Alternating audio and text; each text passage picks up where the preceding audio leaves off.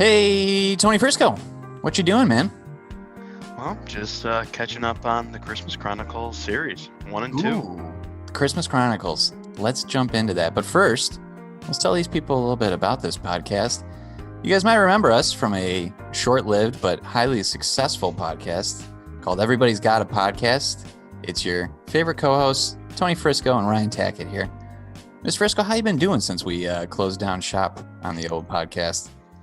Honestly, the exact same. The last episode we recorded, I believe, was in quarantine. We're still quarantining it up, so Nothing has changed. Nothing has changed. The only thing that has changed is the format of our new podcast here. It's called Hey, What You Doing? And each week, Mr. Frisco and I will be leading you through either a new movie, a new TV show, or a new album. And when I say new, I only mean that in the sense that it's new that we're talking about it, because it can literally be pulled from anything. Each week, we will do a random pick of what we'll be doing for next week's show. This week, we're obviously getting things started on a very merry and traditional step with the Christmas Chronicles 1 and 2. I don't really know that many podcasts can say that they do 2 movies in one podcast. So kudos to us for undertaking something like that. I mean, we're doing a iconic film duo. I mean, it might as well be the Godfather trilogy at this point. Yeah. I think that Francis Ford Coppola has actually said that the Christmas Chronicles is a Christmas movie that he would have directed if he was interested. So that's definitely a thing, which, by the way, there's a new Godfather Part 3 coming out. That's like a director's cut. Still won't watch it. Oh, my dad has planning out a time when it comes out where the whole family's going to watch. Your dad likes The Godfather Part 3?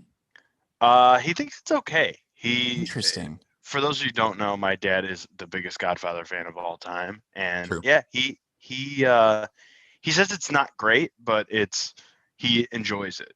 That's fair. I think that that's probably like the most middle of the road critique that you can give on that. Not great, but whatever. It's fine. It's The Godfather. Okay, so Godfather talk aside, we've laid out exactly what we're going to be doing on this show. So to kind of give you a rundown of what's going to happen today, Tony Frisco and I are going to be doing an in-depth deep dive into the Christmas Chronicles Part 1 and Part 2. We're just going to go through the plot of each movie, and as we go through it, we'll point out some awesome things that we found or some things that we loved or didn't love about the film as we go through. Notice I called it a film because it's highbrow modern art, Christmas Chronicles. And then at the end of that, we're going to do something a little festive. We're going to do a top 5 Santa appearances in film, just because Kurt Russell's portrayal of Santa in these 2 films is top notch, really. There's nothing more I can say other than it's tour de force of acting. So we'll go through those. And then at the very end, we will do our picks for next week so that you, the listener, all 80 of you maybe that we'll get, can follow along with us. So if you want to follow along with this podcast, press pause right now, go to your nearest streaming device, go to Netflix, watch Christmas Chronicles 1 and 2 back to back. Should take you like 4 hours or so. But that's 4 hours of your life that you'll be glad that you spent watching these films. Do that right now, press pause, and then come back to us, and we'll run through this with you. It's a magical journey. It's going to be a magical journey, so you're going to want to be involved with it. So that's our little spoiler alert. Other than that, Tony Frisco, are you ready to get into the Christmas Chronicles? Let's go. Let's do this thing. Let's do it. Okay, so to set the scene, in the first Christmas Chronicles, reading straight from the Wikipedia plot summary, which everybody knows is the most trusted tool in all of the internet. It's the only reason I have a college degree. You know what? That's actually a really good point. Wikipedia has helped out many a college student. And it sucks because then you got to make up you got to cite your sources. What was it, MLA style?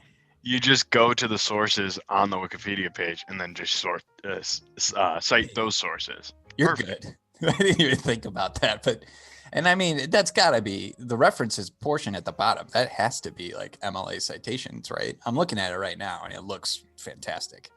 I couldn't even tell you how to do that nowadays, but no idea. They used to have generators for them back when I was in school. I'm sure. Oh yes, remember that? Yes, I did use that a couple times. Yeah. All right. So, Christmas Chronicles, number 1. We open in Lowell, Massachusetts, for you that are not initiated, near Christmas time, where, spoiler alert, right off the bat, Wikipedia, widowed mother Claire struggles to hold her family together after the death of her firefighter husband, Doug. So, right off the bat, I have to say, when I first started watching it, they're kind of not really doing it justice here. We see like flashbacks basically through the VHS camera that Doug has gotten for Christmas, the father of this family. And we're seeing all the Christmas past that the family's going through. Immediately, I think as soon as I saw a VHS and I saw a family where the husband and father was very into Christmas, I was like, this guy is not long for this world. He's going to be dead within the first 5 minutes of this film. It didn't even take 5 minutes. And you knew like it was every year the same thing. They film every aspect of Christmas. You're like, this guy's a goner. Absolutely. And listen, here's the thing too. All respect to firefighters, they're heroes. But if you see somebody that's a firefighter in a movie and you know that movie is going to shoot for sentimentality, you know that guy's a goner. For some reason, firefighters are the ones that are going to get axed first in these types of movies, just to draw up that sympathy for the family. Yeah, God, that is so true. Did you see what is the movie with Pete Davidson? Oh yeah, exactly. Dead Firefighter Dad. Firefighter Father. King of Staten Island. Yes, is the exact same thing. How do we draw people in? How do we get them invested? We kill a firefighter. That's what they want to do. It's unbelievable. That's the way to a great film. Both of these movies, great movies in my book. Yeah, I enjoy both of them, and they get the sentimentality rolling because they kill a firefighter, which is, if you think about it, a little messed up. But I'm not here to judge screenwriting in Hollywood. That's another podcast for another time. So we see these kind of like this montage of Christmas videos from years past. We're introduced to the son, Teddy, and then we're also introduced to the daughter, Kate, throughout these little like sort of film vignettes that the father, Doug, is doing. And then we get to present day, and we realize that Doug has passed away, and we realize that Teddy has lost his Christmas spirit and has become quite a troublemaker, a little bit of a rabble-rouser. He engages in some malicious activities like, some Grand Theft Auto. And then her daughter, Claire's daughter, Kate, nevertheless is trying to keep the Christmas spirit alive while keeping a strong belief in Santa Claus. Also, I like that for Teddy, they just like got right to the point. They're like, listen, we're going to throw some GTA at you. Kids out there in the parking lot stealing cars. There's no like, oh, wow, he was out tagging something. They're like, no, he's stealing automobiles from random parking lots. Also, the thing that I love about this scene is Kate is, that's her name, right? I'm horrible with the character's name. Yep. Kate. I believe they call her Kitty Kate. Kitty Kate. We don't know much about the dad. The only thing we do know is he loved to film things with a camera. He loves his camcorder, loves Christmas, firefighter. That's Doug. So Kate takes on 2 of the 3 because she's 8 years old or 10 years old. She can't be a firefighter. But who knows? She could be destined for that in the future. She could, but she is bringing out that camera everywhere she goes, and she is on a schedule to make this still a great Christmas without her dad. Mm-hmm. But of course, there's nothing else they could tell us about him except for those 3 things. So just the daughter can have all of these attributes, loves the camera, loves Christmas. And Teddy, none of them. Worthless pile of dog doo-doo is Teddy. And I also forget that in this scene where they showed Teddy like stealing a car, Kate's just filming the whole thing. Like it's I think I told Sarah at that point in the film, I was like, is this Nightcrawler? Like, is this like a Jake Gyllenhaal type character that we're getting into with Kate? because she seems like a nice kid, but this whole voyeuristic camera work is getting a little concerning already. It gets worse throughout the movie. Yeah, she just won't shut the thing. I mean, listen, she's a total millennial in the sense that she just won't just turn off the camera. Just turn off the camera. Be in the moment, Kate. Wait, that's the best part. Into more throughout. This movie was set in 2018, and she's still using like a camcorder. Well, it's the sentimental. It's her connection to her father. Because don't we all kind of do that? Don't we all think to ourselves, what did Dad use 20 years ago that now True. I can use to feel closer to him? True. So then on Christmas Eve, Claire, the mother, is forced to fill in for a coworker, which I believe she's a nurse, I want to say. I think so. Leaving Teddy to look after young Kate on Christmas Eve. While watching old Christmas videos, Kate notices a strange arm appear out of the fireplace in one of the videos. Kate believes that this is Santa and blackmails Teddy. Again, we're getting into Nightcrawler vibes here already with Kate. Blackmails Teddy to help her prove it is Santa. The two set up a makeshift tripwire and a hidden camera to try to catch Santa Claus in the act. To stop you right there, there's one thing, it doesn't really have to do with the scene itself, but it's something that I noticed, and we'll talk about it later in the film. Where the sets are in the movie, they're not a good indicator of where they are. Like, it's set in Massachusetts. Yeah. So what they do in all these scenes to like tell you where they're at, they just put the local sports team like everywhere.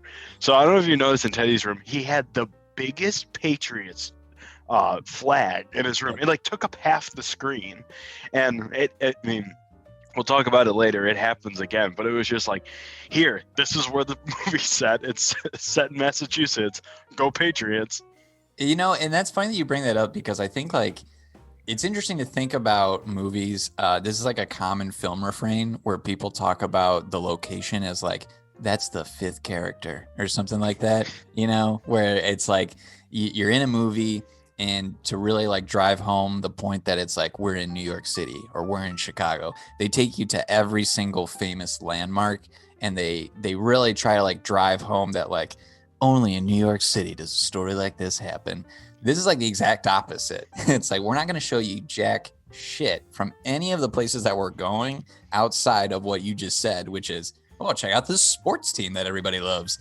Even when they end up getting to Chicago later in the film, you can't even tell it's Chicago half the time. Oh, I was going to get to that. Should we just real quick?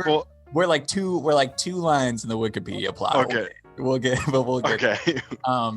The one thing that I did want to point out about this is the one thing that Sarah and I watched this together, and during this scene where they like set up like the tripwire and everything, Teddy is like giving Kate just like a bunch of sweets and stuff. If you look at the ice cream that they're eating, it's like there's a quarter of ice cream left and it's all melted and shit, and they're like trying to eat it. What kind of a family is this? It's like eating ice cream soup. At that point, stick it back in the freezer for a little bit, Teddy. Yeah. Was it that? I can't remember. Was it that like melted when he was getting into the closet?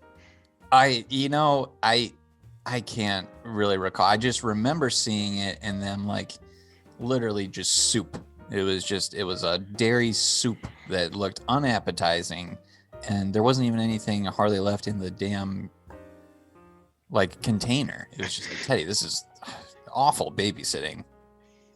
Also, how is that family not so fat? Like, they're always eating Christmas cookies. Like, the amount of sweets that they had in that closet waiting for Santa was incredible. They had like Twinkies and Ho-Hos and 2 huge cartons of ice cream, and everyone is so slim in that family. It's Hollywood magic. That's the only way that you can describe something like that. But you bring up an excellent point that we're going to talk about in the Christmas Chronicles 2 section that I can't wait to talk about. Spoiler alert, looking ahead a little bit. I don't know about you either, but at this point in the movie where we've met all of the characters, we get kind of like a basic understanding of the family dynamic. Teddy's a dick. The dad was amazing. Kate is just little Kate with just wonderment in her eyes. Claire's busting her ass as a mom, probably working 2 jobs for these ungrateful little twerps. This just had like Hallmark Channel vibes written all over it through like the first 30 minutes of this movie. I don't know if you got that, but as I'm watching, I was like, I might be in for a long movie if it's just going to be straight up Hallmark the whole time. It really was. Yeah. Thank God once Santa gets involved, it does not go down that rabbit hole. Thank you. Kurt Russell saves this whole thing. He does. He's such a rock star. He is. All right, let's keep going here. Kate is then woken up and sees Santa in the living room. However, he escapes to the roof. The 2 children start to follow him. Kate just bringing along the camcorder for God knows what reason again. She decides to hide in his sleigh to get a closer look, which incredible athletic feat for her once she gets in that sleigh. I mean, she goes from rooftop, jumps, straight horizontally into this floating sleigh vehicle and just sticks the landing. No problem. Like, good for her. Once they are in the sleigh, Santa rides off with the kids in tow. When Kate decides to make her presence known for whatever God knows reason, I mean, she literally taps Santa Claus on the back as he's driving, which in a regular standard vehicle, never a good idea to just start hitting the driver. In a sleigh that's thousands of feet in the air that you don't have any sort of safety device on, not a good move, Kate. And also he's going 1,000,000 miles per hour. Yeah, think about the speed at which Santa needs to travel to get to all of these places at an acceptable time, and you're just gonna just smack him in the head as he's trying to drive this sleigh. Unbelievable. Hey Santa, here's my camcorder. Yeah, sticking a camcorder in his face. The dude's probably got to worry about that all the time. Probably like worse than a A-list celebrity trying to get rid of the paparazzi. So Santa and the reindeer are startled, obviously, and he loses control of the sleigh. This sends the sleigh into like this weird teleportation device. And we learn that that's kind of like how Santa is able to make it all across the world. And so it's such a quick time. And the guys, they teleport to Chicago, Illinois, where the sleigh ends up breaking down. The reindeer scatter in 1,000,000 different directions. And then Santa's hat and bag of presents are now lost. And this is where the story is really starting to pick up steam. Yes. And so they state in there that Santa's hat is where all of his magic comes from.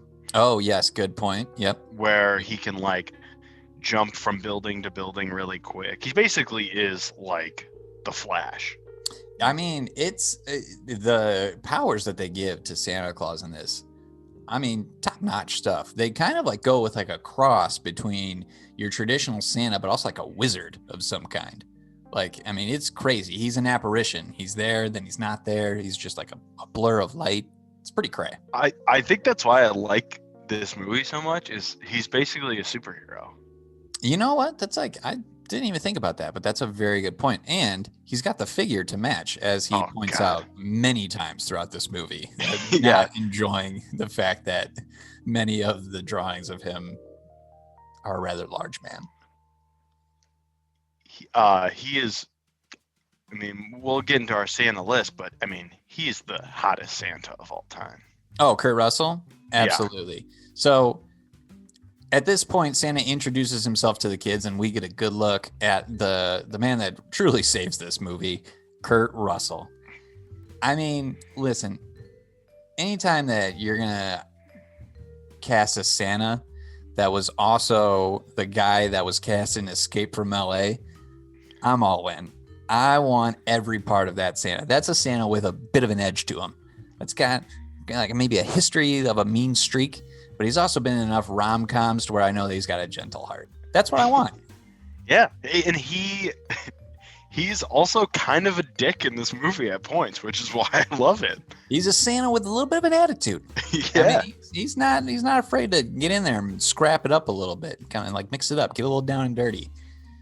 And I get, you obviously you want your jolly old Saint Nick, you want that guy, but I also want the guy who can rally an entire prison cell into a musical number. Top of a hat. Prostitute, I assume that's what those women were. Just gets prostitutes to be his backup singers. Look, I'm going too far ahead. I'm sorry. I gotta reel it back in. That's on me. So this gets to the point though that we were talking about earlier. They arrive in Chicago, and I mean, being from Chicago, obviously, like you can see it, and you're like, oh wow, check that out. They're in Chicago now.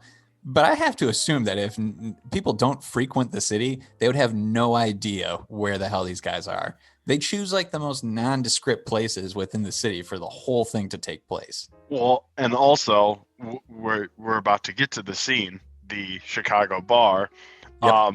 I actually looked it up. It's in the movie. It's called Nick's Place, and I remember like when I was watching, I was like, I should check if this place is real. Never did. That bar is not in Chicago. It is cool. In, it looks like it's in Canada. Canada? That's what I'm seeing. Filmed in Canada for this?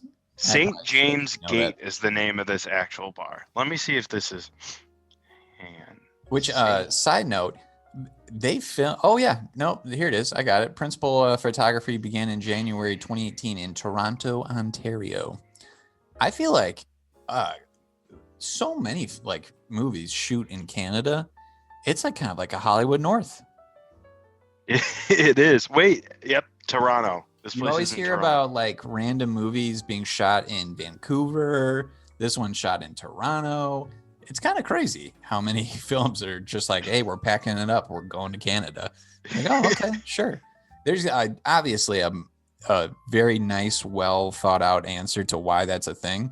I'm not going to look it up. But if you do know and you're listening to this, please let us know why that is. Yes, I would love to know. And I'm actually doing a real deep dive on Nick's Place, which is actually called St. James Gate in Toronto. My voice cracked. Sorry about that. Oh, no. You're good. So, which will, I guess, is a good segue into my point about the sports teams. I'm actually looking into the bar right now, like Google images of what it looks like, and it actually is the inside of that bar. Oh, wow. And what I found, which is true, when they walk into this bar, so just to kind of get us up to speed, they go to find Santa's sack and Santa's hat. Mm-hmm. And he has a tracker that kind of shows him where. So they're trying to find their way, and they end up going into this bar to ask someone to help them drive into the city, because it seems like they're on the outskirts of the city and They need to find their way in. And they've identified at this point, I believe, that the reindeer are on Michigan Avenue. Yes. They've identified they need to get into downtown somehow. Yes. And we don't know where in the outskirts of the city they are, because obviously this bar is actually in Toronto. And it doesn't exist in the Chicago suburbs. Yes. But there's a lot going on in this scene. But the one thing I wanted to state is going back to my sports team take, how they just, where are we? And let's just put a giant flag of the team. So I'm looking at the images of the bar, and when they walk into this bar, there are just Chicago team flags everywhere. Yep. There's a Cubs flag. There's a all over them. And I can see based off the image, and this is bad radio, but it's good radio. They just hung it over the TVs in the bar because they didn't want you to see the TVs. Because it was probably playing like TSN. Yes, exactly. They're like, damn it, nobody in Chicago gets TSN. This wouldn't make sense. So, I mean, that's like it's so stupid, but it's kind of genius. Like, I felt like I was in Lincoln Park with those flags. Because like I've seen videos online on YouTube where directors like explain why they make certain decisions and what goes into like really like making a movie, or more specifically making a scene. And it's amazing how many directors have said, you know, I chose to do this thing in this scene, and everybody that watched the movie like pointed to it and they were like, oh, this must have this deeper meaning where this means that like this character is going through this terrible hardship. And he was just like, nah, that's literally the only day that that person could shoot, so I had to shoot it this way because it was that or nothing. This is like a total one of those things where it's like, wow, they didn't want TVs in there because no, I literally had to cover them up because it just would not make sense for TSN to be playing. Like, nope, I'm sorry, that's it.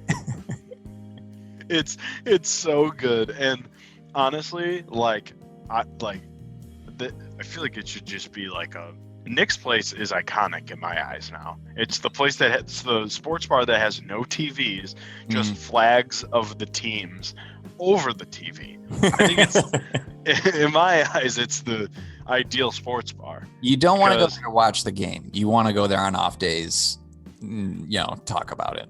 And as a Chicago Bears fan, I have to say, I haven't been in a bar in almost a year now. Oh yeah. But if I were to watch either a flag on top of a TV of the Chicago Bears logo or the Bears, I would go with that flag, so I can relate to this scene.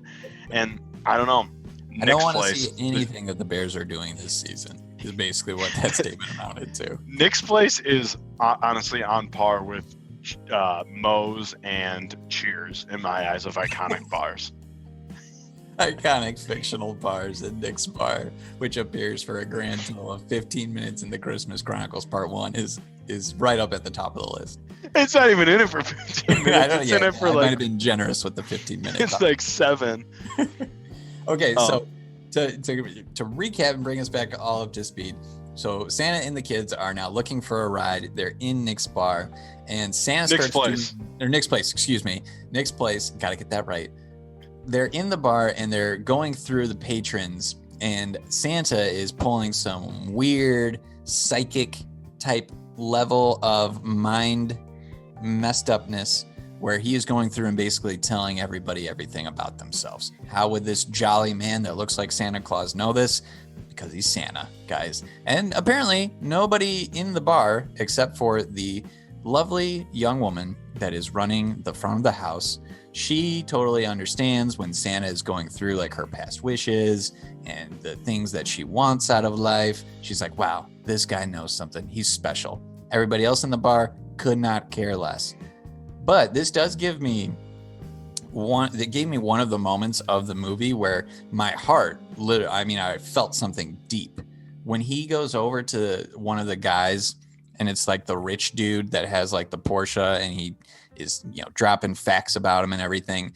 And then he tells him, didn't you want the 1952 rookie Mickey Mantle card? And he pulls that thing out. Whoa, my heart skipped a beat. I was like, wait a second, Santa can just make authentic 52 rookie cards of Mickey Mantle, which is one of the highest priced memorabilia items of all time. And he just pulls that out of his coat. Amazing. And my heart skipped a beat, and the joy of Christmas overwhelmed me. And then to see that terrible, vile wife of this guy's take that card and rip it in half, I let out an audible gasp. I went, oh. Charlotte gasped. I mean, listen, it's a 52 rookie Mantle. You don't just rip those up. And she just did it without a care in the world. This guy was going to give his Porsche over for it, which, by the way, he could have bought in like 5 more of the same car if that, I don't want to be disrespectful to women, but that broad, if she just would have just kept her grimy mittens off of that card, she could have had 5 Porsches. Oh my God. It was, honestly, I was in shock. It was the most visceral reaction I had throughout the entire movie. It was the most disturbing thing of all time. And the way she did it, she was like, Yes, with such vigor and such force and just like no respect for the card at all. It was sickening. Like, and she could have it still would have been horrifying if she took it and just like threw it. Yes. She ripped it. But has no value now. Yeah, if you rip it, there's no value. If you throw it over your head and the edges get frayed, you're looking at a slight devaluation, but that's still going to be worth something. God. Gosh, we need to find that character's name. She is just horrible. Oh, just the worst. So then they run into one other character at Nick's place that is very important to the story. The bartender, who Santa correctly points out has been on the naughty list for quite some time. The bartender tries to kick him out of the bar.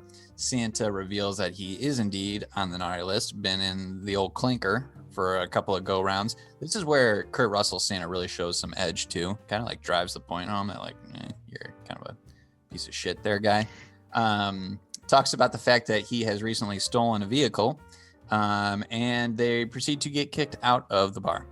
Once they get kicked out with no ride in tow, Teddy and his just ruthlessness comes into play again, steals a pair of keys right underneath the valet's nose, and wouldn't you know it, it happens to be the same car that our nefarious bartender stole just a little bit earlier.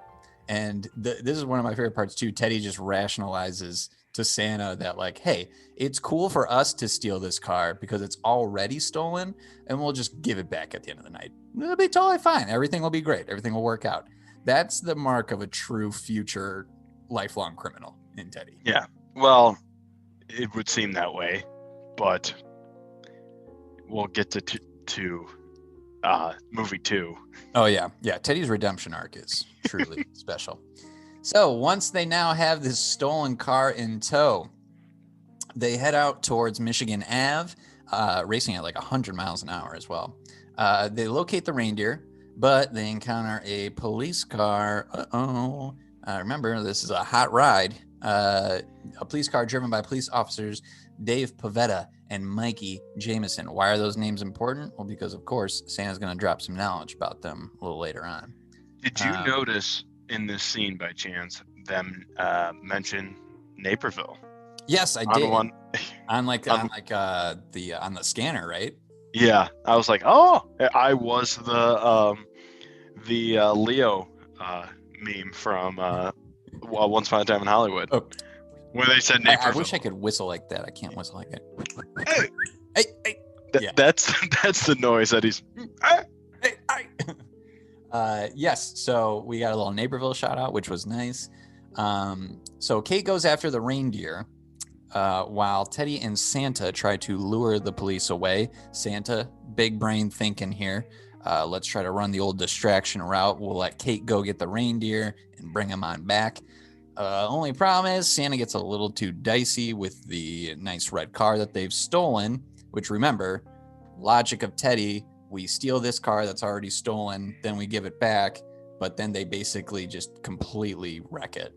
So, and also they're found in the stolen car. So at that point, that was the one thing I didn't understand, why the guy who stole the car was so worried about them stealing the car. Yeah. It's like, well, now they seem like the people who stole the car. So like, right, yeah. You're kind of like, you're out on a car. I have to assume, listen, I'm not a felon myself. I don't endorse felonies, but my line of thinking would be that he's a little upset that he's lost out on the ability to sell that car. I would have to think that he's going to a chop shop and he's just cashing in at some point. So gotcha. That could be. But that's why he's a little upset about the stolen car. Fair. So Santa is arrested after they wreck the car after luring the cops away. And Kate and Teddy pull off one of the greatest escapes possibly in movie history. Kate locates the reindeer. She hops aboard Comet, I want to say, and rides over to where Teddy and Santa are. Teddy grabs onto his own reindeer, and together they begin to trot down Michigan Ave, and then they're able to attach the magical sleigh bells. Clutch Santa shout out to Kate at this point to tell her to attach them. They're attached. They lift off into the air. Somehow, some way, there's a group of police officers with their cars. The reindeer take off in front of their cars, jump on top of the cars, smash them, take off and start flying. None of the cops see them. None of the cops. One cop sees them. One cop sees them. Old Mr. Mikey Jameson, one of the arresting officers. I throw out some big brain talk there. It's like really knowing your police terms. One of the arresting officers sees them because he's chasing after them, but somehow the cops that get their cars completely trampled don't see him. I'm trying to think of what turns them around. I can't remember. They're like, what? Well, they literally take cover because they see the reindeer running at them. They take cover underneath the vehicles. Oh, and then they get their car smashed and then they take off. And then Mikey's like pointing like, look behind you. And then they turn around too slow because of course they do. But even still, how do you explain the fact that the reindeer have gotten on top of your vehicles and now they're nowhere to be found? And you're just going to chalk that up to like, oh, wow, that was weird, huh? And then just drive back to the precinct. Like they get in their cop cars with the broken glass like falling on them. And they're like, this is weird. This wasn't like this before. Not a good look for the Chicago Police Department in this film at all. No. So once they take off, they have the little tracking device Teddy does that basically tells them where Santa's bag is. So they go to find Santa's bag and they find it. They were told by Santa that if they found the bag, they would be able to contact the elves, Santa's elves, who would be able to help them out of this little predicament that they've gotten in now that the sleigh has been damaged. So the kids find Santa's bag. Kate goes inside of the bag. Yes, you heard me correctly. She goes inside of the bag to find help. We're talking Mary Poppins level of weird magical bags. And she is then teleported to the North Pole where she encounters Santa's elves who agree to help her. And at this point, Rizzo, I have to say, my favorite characters enter the fray. Oh, they are so good. The elves are transcendent performers. I thought you were going to talk about, not the elves, I thought you were going to talk about the thugs. But the thuggery? No, I was not. We're going to get to that in a second. But first, before we do, talk to me a little bit about your feelings on the elves, because I love these guys so much. Before we get to the elves, I just want to ask you real quick. Sure. Rank your favorite magic bags. Santa's sack in this movie, Mary Poppins bag, or the Barney bag. Damn it, you were going to say Barney bag. As soon as you started, I was like, ooh, I hope Barney bag's on here. Damn, that's a great question. I think I would have to go. This is a tough one. Let's go Mary Poppins bag number 1. Oh. That might be a shock to some, but Mary Poppins, there's something about like the cheeky Britishness of Mary Poppins that I'm like, you know what? This is good. This is good stuff. There's something like that's a bag that has a little bit of a chip on its shoulder. It's trying to prove something. Then Santa's bag, then the Barney bag, but I don't want the Barney bag being ranked last to come off like I don't like it. I think it's a more than adequate bag. Well, that's funny because ours are completely flipped. Oh, okay. Yeah, I mean, bag number 1. I have Barney bag number 1, and a huge reasoning for it is the Barney bag song. With the imagination in the Barney bag. We'll see what we can make today. Yeah. We'll see what we can make today. Yeah, I mean, that's a good point. Okay, I didn't really. We got to come back to this list in a future episode. Yeah, we actually got to do a deep dive on the Barney bag. Maybe that'll just be an entire episode. Yeah, Barney. All right. But I was talking about the elves. Yes, the elves. Also, a big plot point here that Wikipedia has left out, which shows why you can't trust it for your college papers, kids. A huge plot point is that Kate finds a letter as she is going through this area of the North Pole that she finds this kind of like huge wall. that houses all of the letters that are written to Santa Claus. Earlier in the movie, we get a little tidbit that Teddy says to Kate that Santa Claus doesn't listen to videos because she's trying to record one for Santa. He only reads letters, which is a little tip-off, a little Easter egg, because Kate finds that Teddy has actually written a letter to Santa Claus this year, even though he has turned into a nefarious criminal. Also, at this point, do they reveal what's... I can't remember if at this point they reveal what's on his list, but... they, like, leave it as a cliffhanger. He wants to see his dad, and he wants to tell him something, but then we don't hear what he wants to tell him. And that is tough. I gotta say, like... We're going to talk about this later, because it's weird. Well, at this point, we won't get to what happens right now, but really weird Christmas. I mean, first of all, like, whatever, in the, let's say, in kayfabe of the, like, Christmas Chronicle world, like, Santa is real. Sorry, spoiler to people who don't know, Santa's not real. Right. But in this world, it seems that Santa, like, some people like believe in Santa, but isn't he a little too old to be doing? That's what I was confused about. Like, he's a little too old to be writing him. But, like, does the mom believe in Santa? That was what was weirding me out. Like, this is actually interesting that you bring this up, because Sarah and I had this discussion as well when we watched. The thing that Santa Claus movies don't ever do, and I wish that they did more of, was talk about the fact of, like, what do parents think about, like, when there's Santa Clauses? Because he's going around and he's dropping presents in, right? So at what point does the parent go, I don't remember buying that? But they never explain it. They never talk about it. It's just kind of like, like, don't ask about it. Nobody's going to talk about it. We just accept that it's a thing and we move on.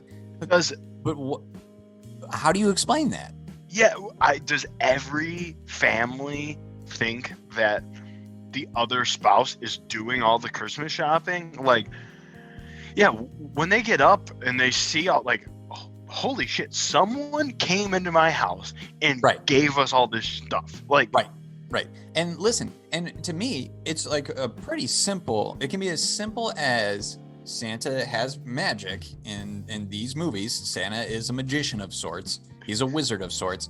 If you wanted to tell me that he basically, like, casts some sort of a spell that even just makes, like, like what you just said, where it's like the dad looks at the mom and, like, oh, you got him that? Even if he just said, like, oh, I cast a spell on the parents that makes them think that the other one got it and they never talk about it, I'd be like, okay, cool, perfect. We have a rock solid foundation for why this is a thing. But they never talk about it in any movie. It up to interpretation.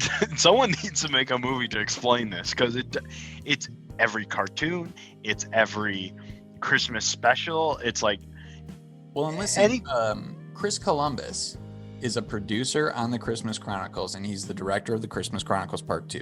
Chris Columbus is also the director of Home Alone. The man loves Christmas, okay? He told me that in the Movies That Made Us, a Netflix show, when they talked about Home Alone, and he said he loved Christmas. So, Chris Columbus, you just keep making Christmas movies. Just give me that. Give me that. This is a message to you. Give me some sort of validation that that's what happens. That's all I want. He's also responsible for maybe the greatest Christmas quote in any movie of all time, because he made Harry Potter. Happy Christmas, Harry. Happy Christmas, Harry. Happy Christmas, Ron. I don't know if you remember that from Harry Potter. I do. Is that did he do Chamber of Secrets? I want to say. Well, that's from Sorcerer's Stone. I think he did the first two. He did. And then he served as a producer for Prisoner of Azkaban and the drama that helped. But we need to get to the bottom of this. Like, yeah. And why, and if there's any doubt by older kids, why don't, like, why isn't this brought up to their parents? Like, Santa's not real, right? They'd be like, I know he is. Like, here's my bank account. I haven't bought you any of this stuff.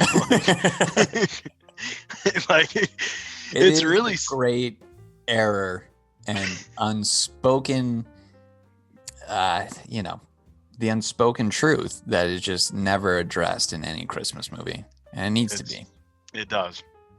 But going back to your original question, the elves. Yes, let's talk about the elves. I think honestly might be my favorite on-screen elves of all time. They're great. With exception to Buddy himself. Yep. Mm-hmm. They are incredible. They're right up there as far as top elves go. I actually asked Charlotte, because she's a big Polar Express fan, which she liked more, and I forgot. I think she said the Christmas Chronicles, and I think it's just because they have character. They're not just like each one was different. Like, yep, they all have kind of like their own identity. Even though there's many of them. We've got the guy that loves the candy canes. They gave off a little bit of a Gremlins vibe, which is another like Christmas movie. Oh my gosh, agreed with you so much. Like they gave off cute, cuddly Gremlin vibes from the start, and then we do see, spoiler alert, in the Christmas Chronicles Part 2 that they kind of have that like little bit of a evil Gremlin side too. Yeah, and you kind of even see it in one when they come out of the bag. Yes. Yeah. Well, that's a good point. We'll get to that as well in this one. But yeah, the elves are fantastic. I just wanted to point that out. I did also want to point out the Gremlin comparison, which you aptly did. So kudos to you. Also, one real other quick thing about the elves. Are they just speaking Swedish? So it sounds like Swedish. Well, it's explained to us as, isn't it called elfish or elfish or elvish? One of the two. Yeah. That's what it actually says if you watch it with subtitles. Yeah, it says Reggie actually watched this movie, and he's in the second one. They're watching It's a Wonderful Life, and it's in this elf language, and it says the name of the language in the subtitles. Oh my gosh, that's great. So wait, is it elfish? I can't remember the actual. It's okay. It's not necessary. But it's basically Swedish. Let's be real. It's some sort of Norse language. Yes. Okay, so Kate has found the elves. They have agreed to help her with her quest to get Santa's hat back so that everything is right in the world. So now, meanwhile, outside of Santa's great old big bag of toys, Teddy is attacked by a group of thugs. And listen, those are the words of Wikipedia, okay? I don't want to be called out for some sort of inflammatory remarks. He's attacked by a group of thugs who come over and take him and the bag to their hideout, which is an intense moment in the film. These thugs are clip art versions of like a thug in like a Batman cartoon. Lends... What do you got in the sack? And they're like hitting their palms in their hand. Which again, I mean, as somebody that lives close to the city of Chicago, I feel like this is another cheap shot at the crime rates in Chicago, and I don't like it. But whatevs. When I've ever seen crime happening in Chicago, which I have seen before, they don't look like this, right? It's a little bit more intimidating than these clip art thugs. So they take the bag and Teddy to the hideout. And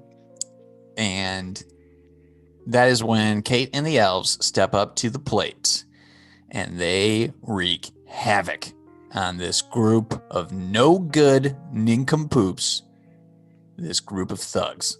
They just go to town, taking out people left and right. There's like some sort of a kiln, some sort of a fiery furnace. And like basically, if they wanted to, they could have thrown one of those guys in there, but they didn't. They were, showed restraint. But yeah, the elves really step up here and just take care of business, knock these thugs out one by one. I do want to point out though that Teddy kind of gets like mistaken at one point for maybe being a part of this. And there's one elf that has a chainsaw And he is headed right for Teddy's undercarriage. And I have to say, intense moment for a family holiday movie. Wait, and not only is it in this scene, but in the second one, it carries over. These elves love chainsaws, and it is never explained, but they love them. I assume that they do some sort of woodwork for Santa. So, like, practicality wise, yeah, they need chainsaws. But the way in which they wield them shows some psychopathic vibes. I mean, we're talking like Sam Raimi directing like Army of Darkness with like the chainsaw for an arm. Like, I don't think I've seen anybody as in love with a chainsaw and wanting to hurt people than that example. And it goes from in the first one to one elf loving the use of a chainsaw to in the second one, like, we'll get to it, but I think 70 like elves have chainsaws at some point in the movie. Oh yeah, they're just coming out of the woodwork with these chainsaws. Yeah, it's crazy. So Kate explains like, hey, please don't cut off my brother's nutsack. We would like to keep him alive, and if you do that, he'll probably bleed out. The elf agrees. Not really in like that. Like, it's not verbatim. Don't quote me on that, but that's basically what happens. So once everybody is rounded up, they set out to help prepare Santa's sleigh because that the only people that can do so are those crafty little elves. Then we flash back to the police precinct. Remember, Santa has been arrested. He wrecked that stolen vehicle. He tries to explain his situation to Officer Poveda, one of the arresting officers. Santa begins to reveal the officer's wish list like throughout history, which this is a badass part. Like, he basically just starts pulling out toys left and right from inside of his coat, and like, they're awesome toys too. Like, I mean, we've got like some OG Hot Wheels in there. He pulls out like an original Han Solo Star Wars action figure and the space Snoopy doll. And if I'm Officer Pavetta, I would have crumbled. So, I mean, good on this guy. That's probably why he's a police officer. He's probably a lot tougher to crack than I am. But I would have been like, oh, I don't even care if you're Santa or not. Get out of here, because that's impressive. If someone pulled out a PS1 Rugrats copy, I would lose my shit, because that's like what Rugrats racing game. It was just the Rugrats video game, like where you played through different episodes. That was in kindergarten, #1 on my list. Got it. Santa delivered. So he starts pulling out these toys, trying to prove to Officer Pavetta that he is indeed Santa and that he needs to be let go. And then he hits him with the big old truth bomb, which is that his biggest wish this year is to reconcile with his ex-wife, Lisa, who also shares that wish. Pavetta is taken aback, but he still refuses to believe Santa. I mean, at that point, if you're going to drop ex-wife lines, like, again, I guess Officer Pavetta is the toughest nut in the Chicago police force to crack. I would have probably been like, okay, you need to leave now. So Pavetta takes Santa and locks him in a holding cell, though he does start to become suspicious when he sees a large number of arrests coming through on Christmas Eve, and it's because Santa can't get that Christmas spirit up if he's locked away in the prison cell. No one's getting their presents. Christmas cheer all the way down. Which I don't know.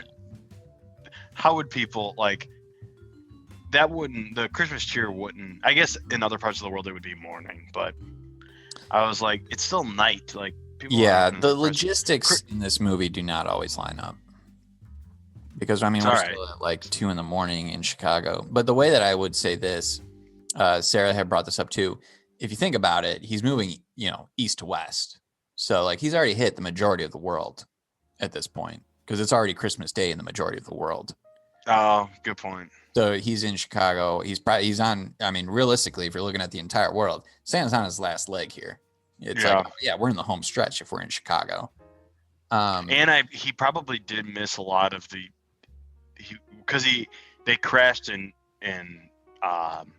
in Lowell. Chicago. So they probably missed a lot of the East Coast. Right. They got to like double back, hit the East Coast, hit the Midwest, hit the West Coast. So they've got some work to do still.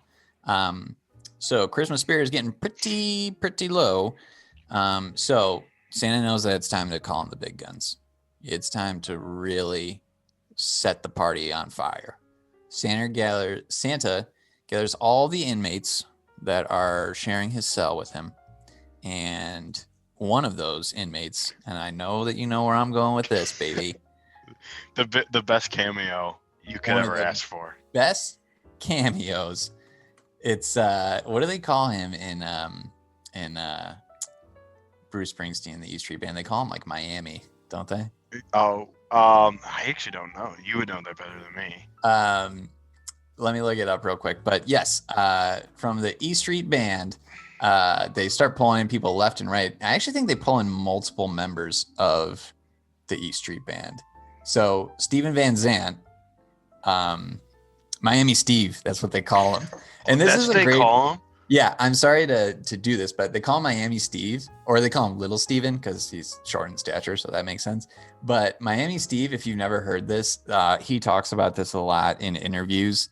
And they talk about like, why did you get the nickname Miami Steve when you were in the E Street Band? And he's just like, we were all from Jersey and none of us had ever been south. And I went to Miami once. So they call me Miami Steve. That is awesome. So when he came back, they all just started calling him Miami Steve and it stuck. That's great. But oh, God. Miami Steve, what we appreciate him from most. Syl from The Sopranos. Syl from The Sopranos, baby. Steven Van Zandt. Just when I thought I was out, they pulled me back in. Oh, Syl, what a guy. So yes, he is in there. Santa presents him with a guitar from out of nowhere, once again proving the magic of Santa Claus. He starts giving instruments out to the rest of the inmates. The prostitutes form a chorus line in the other cell. And baby, we launch into an epic performance of Santa Claus is back in town. Once again, this is why Kurt Russell is a top Santa. He just engulfs himself in this musical moment. And it is magical when this band takes off. Oh, when he puts on those shades, you're like, this is going to be iconic. This is a badass Santa Claus that's not going to take nothing from no one. Not at all. So they launch into an epic musical number, which basically, I mean, everybody comes forward from all out of the precinct. All the police officers come around and they're like, okay, Pavetta, buddy, if you're not believing that this is Santa Claus at this point, come on. I mean, even Mikey Jameson, other arresting officer, comes in and he just feels vindicated like no other. He's like, told you guys, I saw that. It was weird. You guys didn't believe me. Now you do. But then Pavetta is finally convinced when he receives a call from his estranged wife, Lisa, who invites him out for coffee in the morning, a little get back together coffee run. And he finally agrees to let the big man go. We're back in action. And then the escape from the prison is pretty awesome. One of the elves just shows up through the air vent, just cuts it through, throws the spare hat down to Santa, which we learn Mrs. Claus always instructs him to bring a backup hat. He never does because, he's a wild card like that. So breaks through the air vent, gives Santa a spare hat. Santa goes outside, and wouldn't you know it, the sleigh is repaired, and we're ready to save Christmas. It's on, baby. Santa sees that there is only an hour until morning to complete all of the delivery of presents, and the kids agree to give him a hand. We have a very touching moment here between Santa and Teddy, where he gives Teddy the reins to the sleigh, and he's like, hey, Teddy, let's do this, man. You got this. Teddy starts driving the sleigh right into an oncoming train. It's getting a little dicey. Santa tells him that he believes in him. They really, really give it the heave-ho. Teddy pulls up the sleigh just in time, and they take off on their route to deliver these presents. I have to say one thing I want to mention about Teddy is when he's talking about how the reason he's gone on this bad path, the wrong path, is because his father died, and he's understandable. The thing that doesn't make sense though is he is mad at his dad for going into the fire to save someone. Yeah. Like he's Tough like, luck. how could he do that to us? He has a family at home. Mm-hmm. Well, Teddy, it's his job. He is a firefighter, and he was doing his job. How could he do that? Go into that dangerous fire? Well, that is the reason that you. Well, actually not, because Santa delivers the presents, but correct. The reason you have that nice house and that camcorder and that nice Patriots flag on your wall is because your dad was going into those fires. So stop being mad at him for doing his job. You know what? He's a child. There's some misplaced anger. The amateur psychologist in me says that, Teddy, I understand. But also, grow up a little bit, man. Like, let's go. Come on. Stop. Those are weird things to say. Again, we're probably going to get in trouble because we're probably not being sympathetic enough to the, real life situations where this happens. But you know what? I don't care. Teddy's not a real person, so I can say whatever I want. So Teddy finally gets the sleigh back up and running. And then when they start to go out to deliver the presents, they go back into kind of like that wormhole situation that they were in before. We kind of get like a little bit of a montage of them going around and dropping all the presents in. They're going all over the country, all over the Midwest, all over the West Coast. Sarah brought up, she's like, are they only going to hit the cities? And I'm like, Sarah, let's think about this logically. Okay. He probably has a dial that goes to the major cities, and then they probably hit all the small towns, within. But yes, we're only going to show the populous cities. We're not going to show him going to Billings, Montana or something. Okay. That's not how movies are made. Gosh, give it a break. So they end up making it all the way through. They get all the presents delivered. Christmas is saved. Santa takes the kids back to their home right before their mom returns. Santa gives Teddy his hat as memento, which, a little plot twist here. He gives him his hat, and then he does a little bit of magic. And Teddy's like, whoa, I thought you couldn't do magic without your hat. And Santa's like, no, I totally can. I'm Santa. Come on, figure it out. Which is like, all right, so was this a lesson that you're trying to teach us? Like, oh, yeah, for sure. For sure. Which, to me, again, makes this Kurt Russell Santa even more of a badass. He's like, what? I mean, he's like, I got like 4 hours to work with. I guess I could devote 3.5 of them to teaching these kids a valuable lesson. Sure. At that point, he's just like God. He's very close to it. He's very close to a godlike figure. I mean, I guess in actuality, I guess it's kind of like Santa's like role. I mean, he's pretty close to godlike just in general. Honestly, if God is Kurt Russell Santa, I feel in good hands. If I make it to the pearly gates and Kurt Russell with a as Santa gray beard and long white hair is standing there waiting to usher me in, I will feel like I am home. So he gives Teddy his hat, and we realize that this whole thing is just old Saint Nick just being a ragged old dog. So he shows that he doesn't really need the hat. When he leaves, he gives Kate a hearty ho ho ho, which he says in the beginning, it's an urban myth. He's not about the ho ho hos. But he does give Kate one ho ho ho as he rides off into the sunset, just putting a nice little star on the top of this proverbial Christmas tree. Then Claire returns home. They go inside the living room, and wouldn't you know it, the living room that was barren at the beginning of the movie because Teddy's bitch ass wouldn't put up any trees or decorations. Well, it's all decorated now, just like old Doug used to do. When they start opening presents, they get to Santa's gifts, which, again, we don't have any explanation as to why Claire just thinks that this is a thing. We don't know if she's just makes like, even less sense now. Because chalk it up to randomness. Chalk it up to my spouse who's not here. Yeah, chalk it up to my dead husband. So when we get to Santa's gifts, Kate gets that skateboard, Bones Brigade, represent. Kate gets the skateboard that she asked for. Teddy gets a magic ornament. And when Teddy hangs it on the tree, he sees his dad magically appear in his reflection. Harken back to that very thoughtful and sentimental letter that he wrote to Santa, saying that his only wish was to see his dad on Christmas. And what does he tell his dad? He says, "I'm proud of you." Which, why does he tell his dad that? What? What are we talking about? If his wish was to hear his dad say that he was proud of him, fine. But why is Teddy saying that he's proud of his dad? Well, now he's unbelievable. This is where the whole thing falls apart for me. That's your wish, to see your dead dad and say that you're proud of him? What? My thinking is he's proud of him.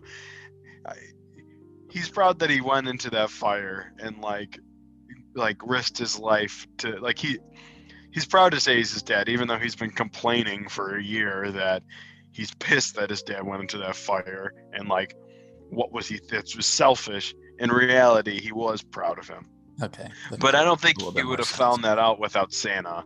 And honestly, it's still a really weird thing to say to your dead dad. I'm going to be honest. I'm proud of you, dead dad. Again, it makes sense if it's like, I want to hear my dad say that he's proud of me. That makes sense. That ties everything neatly with a bow. But to have him be like, I just want to tell my dad that I'm proud of him. It's like, what? Well, and then we also had to show him one more time to really put this whole film, to put a nice bow on it all. Doug is played by, the father is played by, I don't know his name, but he is Goldie Hawn's son, Kate Hudson's brother. Is he really? Yes. Wow. Which we will get to now is because in the next scene, I don't know if you want to tell us, but yeah, back in the North Pole, we get a little reveal. Santa is back up there. He's, patting himself on the back for a job well done. And then we see a hooded figure walk into the frame. We can safely assume that this is Mrs. Claus. And wouldn't you know it, it's old Goldie Hawn. Which proves Kurt Russell's Boo. that this is just a family Christmas card at this point. And honestly, it's a family affair. And honestly, I love it even more that 3 of the family members are in. Well, even though that's not his dad, but it's a family affair. Yes. Yeah. Extended family affair. I wish that my family made a whole Netflix motion picture with like the coolest Santa ever. Like, I'm jealous that their family's able to do this. Oh, hell yeah. I mean, I wholeheartedly agree with you. Good for them. They deserve it. I mean, Kurt Russell's a badass. Good on him. So, and honestly, they take which we will find out now, they take this Christmas card to the world to the next level with the second one. Oh, yeah, for sure. Before we move on to the second one, I guess I will say you can kind of think about this as like a 2-parter for our first episode. So you can kind of like cut off for the first episode here. This wraps up the first Christmas Chronicles. Do you want to say anything else, Rizzo, about the first Christmas Chronicles before we move on? I mean, hopefully you watched it. Otherwise, you probably would be really confused. Yeah. I think this podcast works a lot better if you probably watch it first. But if you haven't watched it yet, definitely check it out. It's a fun time. I mean, it's stupid, but I enjoyed every minute of it. It's got action, it's got comedy, it's got some cheesy drama, but drama nonetheless. For sure. I don't know. It's got funny characters. The elves, they're good for the kids. It's just a good Christmas movie. I will say, if we're kind of giving like our sort of like honest critiques here, it's definitely, and I told Sarah this too, like once we got done watching it, it's one of those things where, of course, it's made for families, it's made for kids. I think it hits well for both of those aspects. To me, the only thing that I would say is that it's weird because it, like, the tone of the movie throughout is a little hard to gauge at times. Sometimes it's going full tilt Hallmark Channel movie to where it's like almost cheesy to like a nauseating effect. But then Kurt is just so good. And I mean this like sincerely at this point. Kurt Russell is so good and he's such a good actor. He's so much better than everybody else. Like, and so it just makes it weird because like you get Kurt in like these scenes and you're like, wow, this is like really like, these are good. These are really good scenes. This is really good acting. And then you go to like scenes where it's like just the two kids and it's just like so cheesy and like block-ish and terrible. And you're like, I don't know what we're going for here. Are we going for like a serious movie or are we going for Hallmark? Like it's all over the map. It's a mess at times. Yeah, I feel like at points it's aware of like how cheesy it is, and then at other parts it's like, do you realize what this is? Yeah, it's like it's a weird, like I said, it's weird like from a tone perspective because you're like, are you taking yourself seriously now? Because you shouldn't be. Like it's not a good look. But like I said, it's fun. It's innocent enough. It's just like something for the family and the kids. So yeah, would recommend. Okay, so if you have not seen the Christmas Chronicles Part 2, see yourself out right now from the podcast, but obviously come back again and listen to the second part. And let's jump into the Christmas Chronicles Part 2. 2 years have now passed since the events of the last film. Kate is now a cynical preteen who is unhappy spending a family Christmas in Cancun, Mexico, which, screw you, Kate. I would love to go to Cancun right now. Been cooped up in this damn house all year long. Also, not a good look for someone Christmas of 2020 complaining about going on a trip. That's exactly what I'm talking about. It's set in this Christmas. It's technically set. They're there right now. Yes, technically you're correct because the events in the first Christmas Chronicles was Christmas 2018. So if you're telling me that 2 years have passed and it's Christmas 2020 and you're going to complain about getting out of your home and going to Cancun, forget you, Kate Pierce. Oh my gosh, that was the most remember in the first film when we were talking about the ripping of the 52 Mickey Mantle? This level of anger that I felt towards Kate in this moment matched that level of anger. I don't know if I was nearly as angry. The Mickey Mantle was that all-time like it's an all-time shock factor. Yeah. But no, I know what you mean. It's horrifying that she's complaining about that. Unreal. Well, anywho, she's down spending a family Christmas in Cancun, Mexico with her mom, Claire, from the first movie. Her brother, Teddy, also from the first movie. And then we get the introduction of a couple of new characters. Her mom's new boyfriend, Bob, and his son, Jack. And let me tell you, when I saw Tyrese's face playing the role of Bob, my heart skipped a beat. I was like, hell yeah. Let's get Tyrese up in the mix. Baby boy, what's up? It is such an interesting Have you ever seen the movie Baby Boy? I haven't. Oh, man, we got to do that sometime. Baby Boy is like Tyrese's like, I mean, that's his magnum opus. It's so good. And with the addition to the characters, we also lose all of the character development of one of our main characters from the first one, Teddy. Oh, yeah. He basically becomes a cardboard cutout. He is so bland in this movie. Well, it's crazy. So to give you like a preview of what's going to happen here, Teddy is just basically not in this movie. He's in this movie for a grand total of 5 minutes of runtime, maybe. And it shocked me so much that I even asked Sarah, I was like, is that the same actor playing Teddy? Like, or did they just get somebody random to come in and just spout these lines off? It's him. And it is. That's got to suck. How do you agree to do this if you're like, really? I was in the whole first movie, right? And you're just gonna have me sit on a beach and like go on a date with this girl? Like that's what he does. He like goes with a girl, like I don't know, doing high school things in Cancun. The writing for this second movie, I told Sarah, I don't know why I didn't become a Hollywood screenwriter because I could come up with this type of stuff. everything that they do is just like so. It's written in such a way to just like perfectly explain away like why certain things happen and why certain things don't. And they're like, "Oh, Teddy's not in it because he's got a date, so yeah, he can't make it." It's like, oh, okay, sure. So we're introduced to the fact that her mom now has a new boyfriend named Bob. He has a son named Jack. Jack just, he just wants to be a part of the old family. He just wants to be Kate's best friend in the world. And Kate decides that she doesn't want anything to do with old Jack, and it's heartbreaking. Kate's big complaint.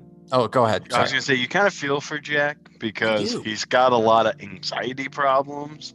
It seems. 2020 in a nutshell, really.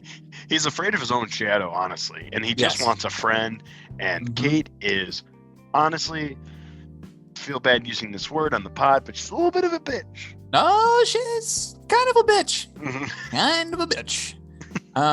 So basically, we figure out that Kate, she wants to be back home in old Massachusetts where it's snowing, and it's more like a real Christmas.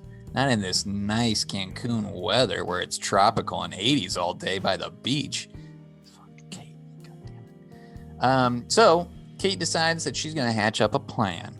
She's going to run away. She's going to get an early flight back home to Boston, which she makes this call at this point to like the airlines and basically is like, oh yeah, I lost my boarding pass and like I need to like reschedule my flight. And they're just like, yeah, sure, no problem. When have you ever known an airline to be like, yeah, sure, no problem to anything, to any request ever? And that a 13-year-old could get that kind of, they would, if an airline heard that call, they'd be like, how old are you? Are you like 5? Is this a prank? Like you're 8, ma'am. No, we can't let you on the plane alone. The ease with which she's able to just make that call frightened me, to be quite honest. Maybe she just has a bunch of confidence. Like, she is one of very, very few in the world that has, met Santa, and the only other person in the world that has done any sort of, like, help to Santa during his big night. So she's probably got a chip on her shoulder. Not much intimidates her these days, Yeah, she probably just acts with so much gusto that she just believes that anything that she does will be well received. So that's a good point. I didn't think about that. That's fair. So she wants to try to get on an early flight back home to Boston. So then the next morning, we have, we're actually introduced at this point. We're actually introduced well before this, so I apologize. This plot summary is just all over the map, Wikipedia. We're introduced to a little guy named Belsnickel, who we can pretty easily identify as the antagonist of this movie, considering that the movie opens with him in the South Pole in a weird lair, basically just like kind of getting like serial killer vibes with like pictures of Santa Claus everywhere and like talking really weird about him. We can tell he doesn't like him. He has the tape because as we mentioned before, Kate loves filming everything. Kind of weird. Yep. But Kate's tape of everything that happened in the first movie. How do you say his name? Belsnickel. Belsnickel. Or Belsnickel. Whatever. Belsnickel. I think both pronunciations are fine. I mean, how could I screw that up? Yeah. He gets the tape to kind of get a little insight on everything. Because he's watching 2 years ago, Christmas, Kate and Santa's Adventure. True that. So he sees this as an opportunity to basically get in to the North Pole so that he can basically wreak havoc on Santa for what we don't really know at this point in the film, but we just know that he is a pissed off dude. And I say human here too. He's a pissed off human, which is a little weird when you first see him. You're like, why is the human hanging out on the South Pole? How can a human hang out on the South Pole? We'll get to that a little bit later. So Belsnickel, he obviously wants revenge. Kate wants to get out of Cancun, which again, stupid. So Belsnickel poses as a shuttle driver, and he is going to take Kate to the airport. So before this, I guess, thing to point out, the family's kind of like all going their separate ways here. The mom, Kate, and Bob, new boyfriend, are going to leave the kids alone overnight for some reason, which is wild to me. They're in Cancun, Mexico, and they're just going to drop their kids off over at like the kids' play place for a night in Mexico.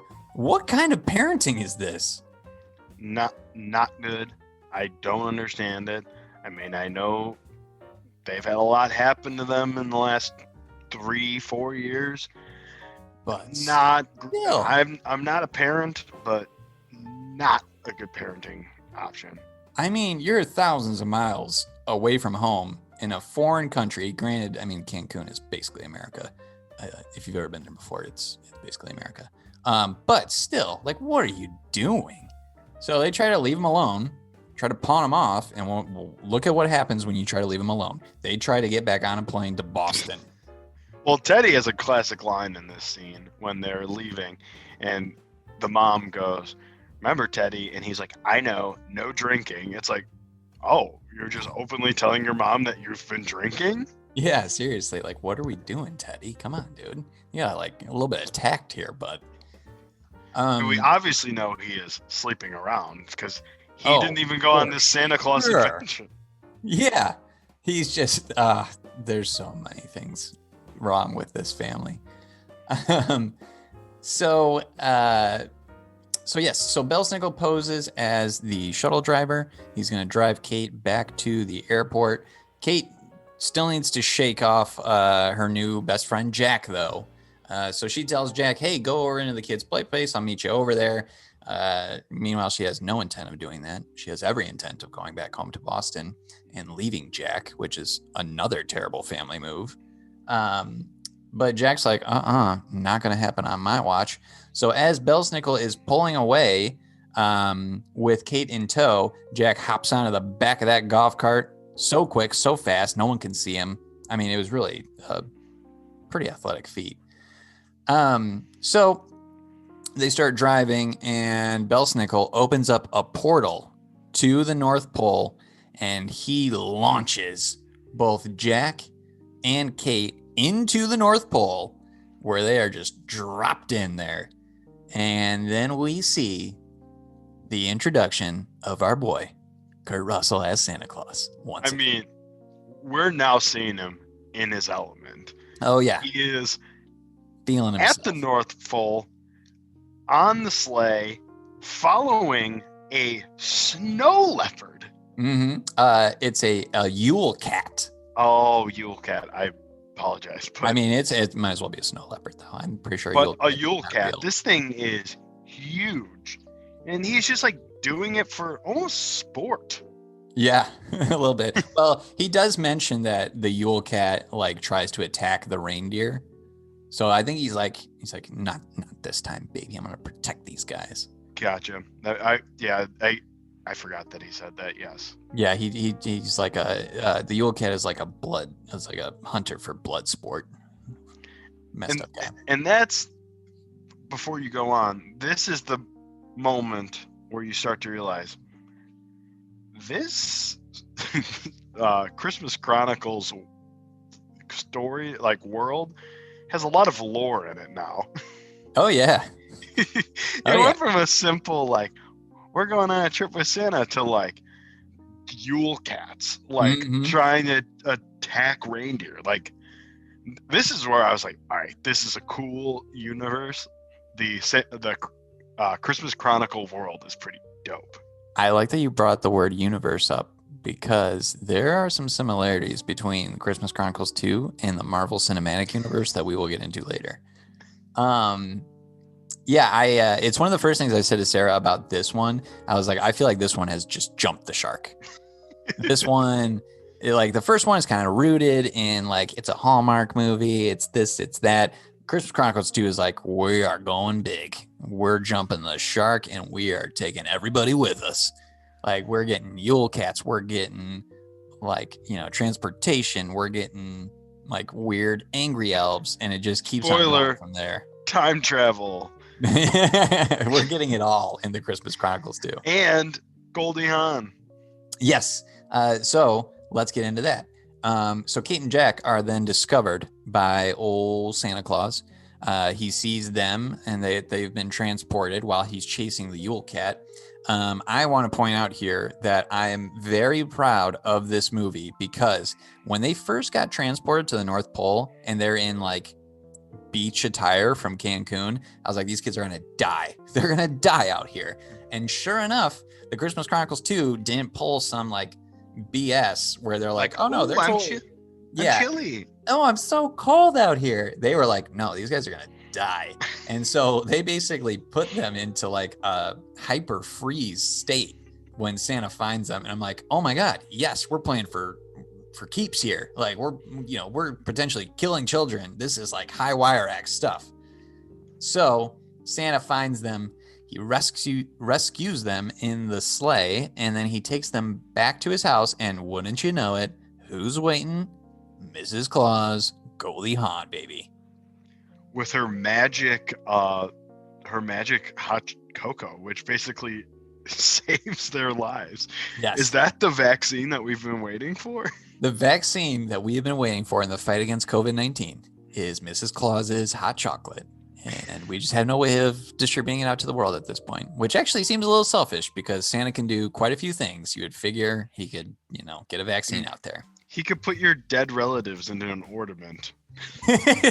But he can't develop a COVID-19 vaccine using this hot cocoa and get it out to the world. Unbelievable.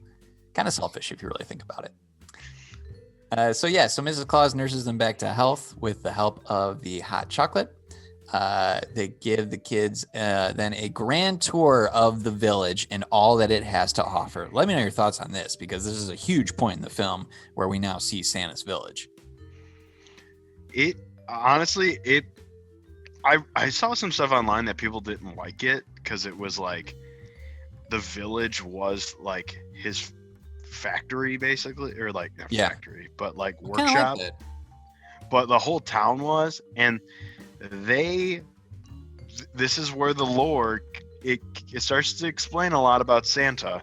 Mm-hmm. Every movie, like they're always like Santa always gives toys, like makes toys. That's always what they talk about. But I don't know. We're in that age where like we had toys, but we also had video games. Like now it's just video games. So it explains it to the kids now. But as a kid, I was always like, they never talk about the video games that Santa got me. Yeah. In this movie, they explain that Santa makes video games. I'm not going to lie to you. When he said I've been known to develop a game or two in my time, as a web developer myself, I was like, damn, what have I been doing with my life? You could be Santa. This guy's out here. He's making toys for everyone. He's somehow learning game development in his spare time and is now developing the top games around the world. It truly made me feel worthless. I was like, this man is so perfect. I'll never manage to match up to him. I should just quit my job. I should just give up. I mean, he's the ideal man. Yes, he's the ideal male for sure. Kurt Russell Santa Claus is the man. That's what I strive to be. Yes, I'm going to start growing a beard today. I got mine going. Yes, good for you. I see that. Well done. You're already like halfway there. Well, quarter maybe. But you've got to trim it down because that Santa's a lot more svelte than I am. Yeah, he's a very svelte Santa. I just said that's terrible. So we get the tour around the facilities. I personally loved it. I thought it was awesome. It looks like a fantastic Santa's village. We get a classic Goldie Hawn line here where she says that maybe it should be called Mrs. Claus's village, because she actually laid out all the groundwork for it. Santa just supervised a bunch of elves build it, which means that he sat around and just watched everybody work. So maybe some props need to be given to Mrs. Claus here. Very timely. I mean, she is, and we'll talk about it. She is a real MVP of this movie. Absolutely. And one of her MVP moments comes up like right now. Yes. They go back to the house for dinner. And as they're going back to the house for dinner, Mrs. Claus is kind of like remarking to Kurt Russell how they haven't had any kids around for a long time, which was a weird line.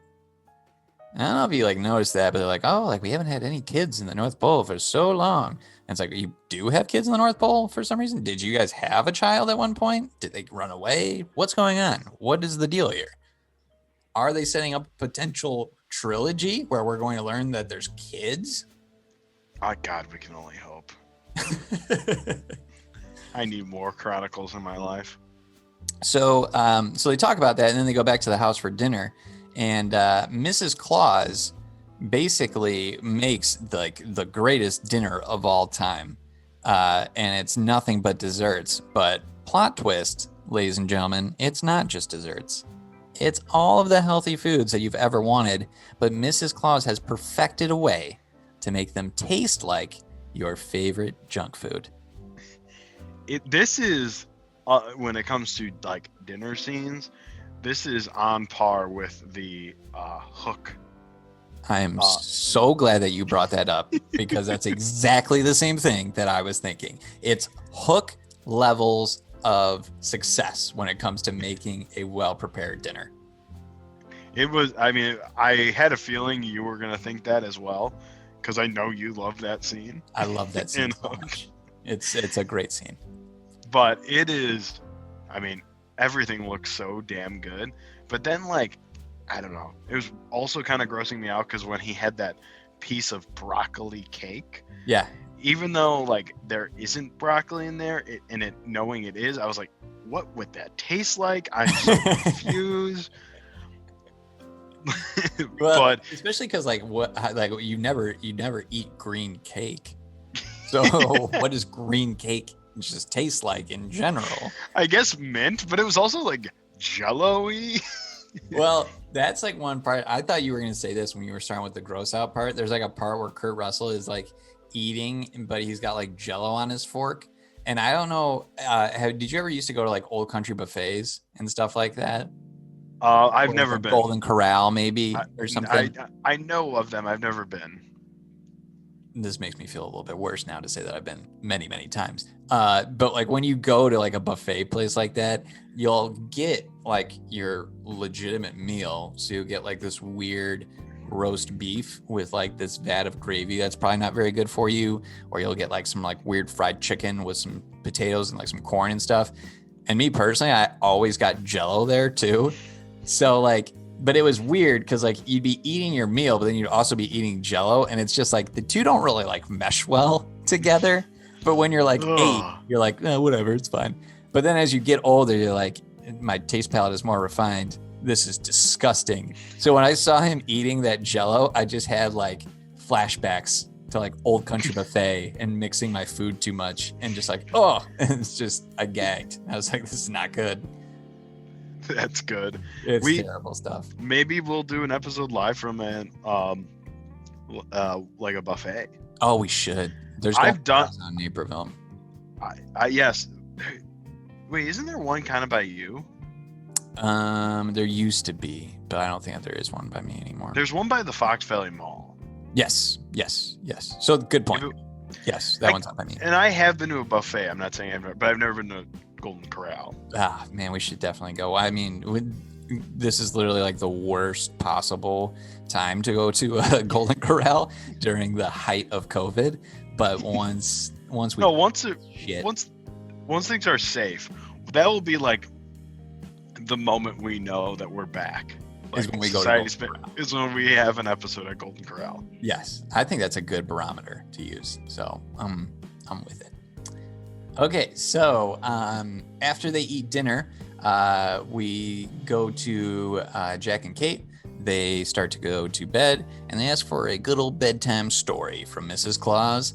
And that is where we get a little bit more background about old Belsnickel and why he is such a little prick. I'm sorry. Every time you say his name. It's a Belsnickel. Old Belsnickel. So we learned that basically Belsnickel was just kind of like a little crybaby. Like when he first came over, we get the story of Santa Claus. We learn that he hung out in the Middle East for a bit of time. He used to give out some coinage and some apples before he was making toys. I'm sorry to pause you. Did your family do that? The coin thing? The St. Nicholas day, or I don't know what that's called. Where they put the coins in your shoes? No, I don't think that we ever did, but I know that story a little bit more. See, maybe it was because I went to a Catholic grade school, and there were kids that did that, and I think it's because it has to do with the saint. And I remember being like, what the fuck? Why didn't I get any? And I actually just asked my mom about this a couple weeks ago, and she was like, honestly, I didn't even think of that as when you were a kid. And she was like, I remember. I don't even think she knew about it. I was like, what the fuck? All these kids are getting gold coins in their shoes, and am I not gonna get presents on Christmas because I didn't get this? I don't know. Oh man, no, I never really did that, but that's interesting. I wonder if a lot of people used to do that, and I'm assuming that it's more religion based, because it's a way to basically turn Santa Claus into okay, it's not just this weird thing. It's also tied into Jesus' story. It's a saint. Are you okay? You just had a very... Someone just knocked on the door. Oh, no. All right. Brief pause. Do you need to answer it? Is someone still there? Are you going to die? Oh, no. Charlotte, watch out. Oh, you got a delivery. Okay. That's good. You're muted now, though. By the way. We could cut that, right? Yeah. We'll cut it. We can edit that out. That's fine. Sorry about that. All good. Okay. Oh, is this my stuff? All right. Well. Oh, you got stuff. Yeah. No, that's good. Oh, okay. Cool. I'll open it mid-pod. Okay. Myself. Perfect. Starting now. Boom. We're back. Okay. So we get that story about Santa Claus and how he first starts out. All good, great, grand, wonderful. Then we hear a little bit more about how he met the elves. They used to be forest elves, and they created a star for him and all this good stuff. We learn about the star and its importance on the tree, and that it's got a little shred of a star of Bethlehem. That's cool. Good for him. And then we learn that Belsnickel is kind of one of those OG forest elves. And so he moves with Santa to the North Pole, basically. When we learn a little bit more about Belsnickel, he was a really, really great elf for a little bit of time, but then he got a little jealous, turned into a little jealous bitch. And he basically didn't get any more of Santa's love, or he didn't think that he got enough of Santa's love. And so he started lashing out and started being a really bad elf. He became a little bit of a teenager, a little troublemaker. Mm-hmm. And I don't know about you, but my favorite prank of his that he pulled was, which is a funny thing that Santa makes in his village, is soda, pop. He makes pop. Yes, he makes pop, which is great. He makes all the classic Coke cans, basically, is what they're saying. All those Santa Claus Coca-Cola cans and bottles you see, Santa makes those himself. Yes, and I thought that was a cool little tidbit that they added to the movie. It was. But what is the elf's name? I can't remember this damn elf's name. Belsnickel. I just wanted to hear you say it. So Belsnickel, he changes the label, so it's him on the can instead of Santa, which I was like, ooh, what a little prank. What a little prankster. I like this. You know what it reminds me of? He's the fifth guy in the band, and he just wants a little bit more credit than what he's been given so far in the band. And it's you know what? If you're not going to recognize the amazing work that I'm doing on bass, screw you. I'm out. And honestly, it shows he's a smart ass elf. Oh yeah, he's good. They call him the best toy maker. I mean, he knows what the hell he's doing, and maybe Santa did screw this up a bit. Listen, there are valid arguments that I could see that could be made in support of Belsnickel. Because, I mean, Santa does do some things that are a little questionable to him. And he really does kind of feel like the fifth Beatle. Kind of like, you're responsible for some of the success, but also screw you, man. You got to support your guys. I mean, it almost feels like a similar like Bill Belichick, Tom Brady thing. Like, really does. We tried to see them on their own. I mean, they're having a little bit of success, but they're not the dream team. Not like they were. And honestly, like, maybe that's really what's going on. Like, Christmas cheer is down this year. Like, maybe it's because Tom and Bill made a selfish decision on each of their ends. Yeah. I don't know. I'm with you. I understand. But, like, I mean, he's obviously doing some bad stuff, but he makes some good points. It's very similar to, like, going back to the Marvel Universe, very similar to Thanos. Like, you don't want to admit that he's got a valid point. Yeah. I mean, it's like, it's the point is valid, but the execution of said point could use some work, because Belsnickel, you know what? Maybe you're right. Maybe you do deserve a little bit of credit, but purposefully sabotaging other elves, putting them in harm's way, like when he broke that gumball machine and the other elf slipped on it, could have broken his little neck, could have killed him. Yeah. Like, come on, man. There's better ways, Like, you're a man. Use your words. Figure it out. Yeah, honestly. I mean, he's human. He is. So, as we're getting this story of Belsnickel and all the wrong that he's done, he actually begins an attempt to destroy the village because he was able to get into the North Pole by way of Kate. He was able to latch on to Santa's sleigh, and he was able to get drug in there, and now he's going to just make all these people pay. So he starts and he puts his little plan in motion about how he's going to go ahead and destroy this village. So the very first thing he does, remember that Yule Cat from the beginning? Turns out old Belsnickel, he likes that little Yule Cat, and that Yule Cat likes him. They're going to work together. They're going to tag team this. So he releases Jola, apparently this Yule Cat has a name, Jola, into the reindeer pen, and Jola's out for blood. Jola walks up and injures Dasher, and at the same time, Belsnickel releases some sort of like a potion of some kind into the village. There's like this badass like cannon tower that's like in the middle of the village, and they usually shoot out snow from it because they have this nice little blockade in the North Pole that keeps everybody out, but also keeps snow out. So use the cannons for the snow. So they release a potion into the village through these cannons. And remember those bad gremlin elves that we talked about before? Well, guess what, baby? That potion sends them into overdrive. These elves start to go insane. Chainsaws galore. Just running around, chainsaws out like it's a damn horror movie, trying to kill anything that moves. And then the Piece de la Resistance, he steals the star that was made by the forest elves so many years ago, that contains a little sliver of the Star of Bethlehem, and he takes that bad boy right off the top of the Christmas tree. Yep. They also are really appealing to all the, like, I feel like my aunts by throwing in the religious aspect of it, like Bethlehem, the Star of Bethlehem. Everyone's getting involved in this movie. Absolutely. Yeah. Everyone's getting play. Jesus is now getting in play. It's really an ambitious project, to be sure. They're trying to. And this is just a Christmas card. This is just a Christmas card for their family.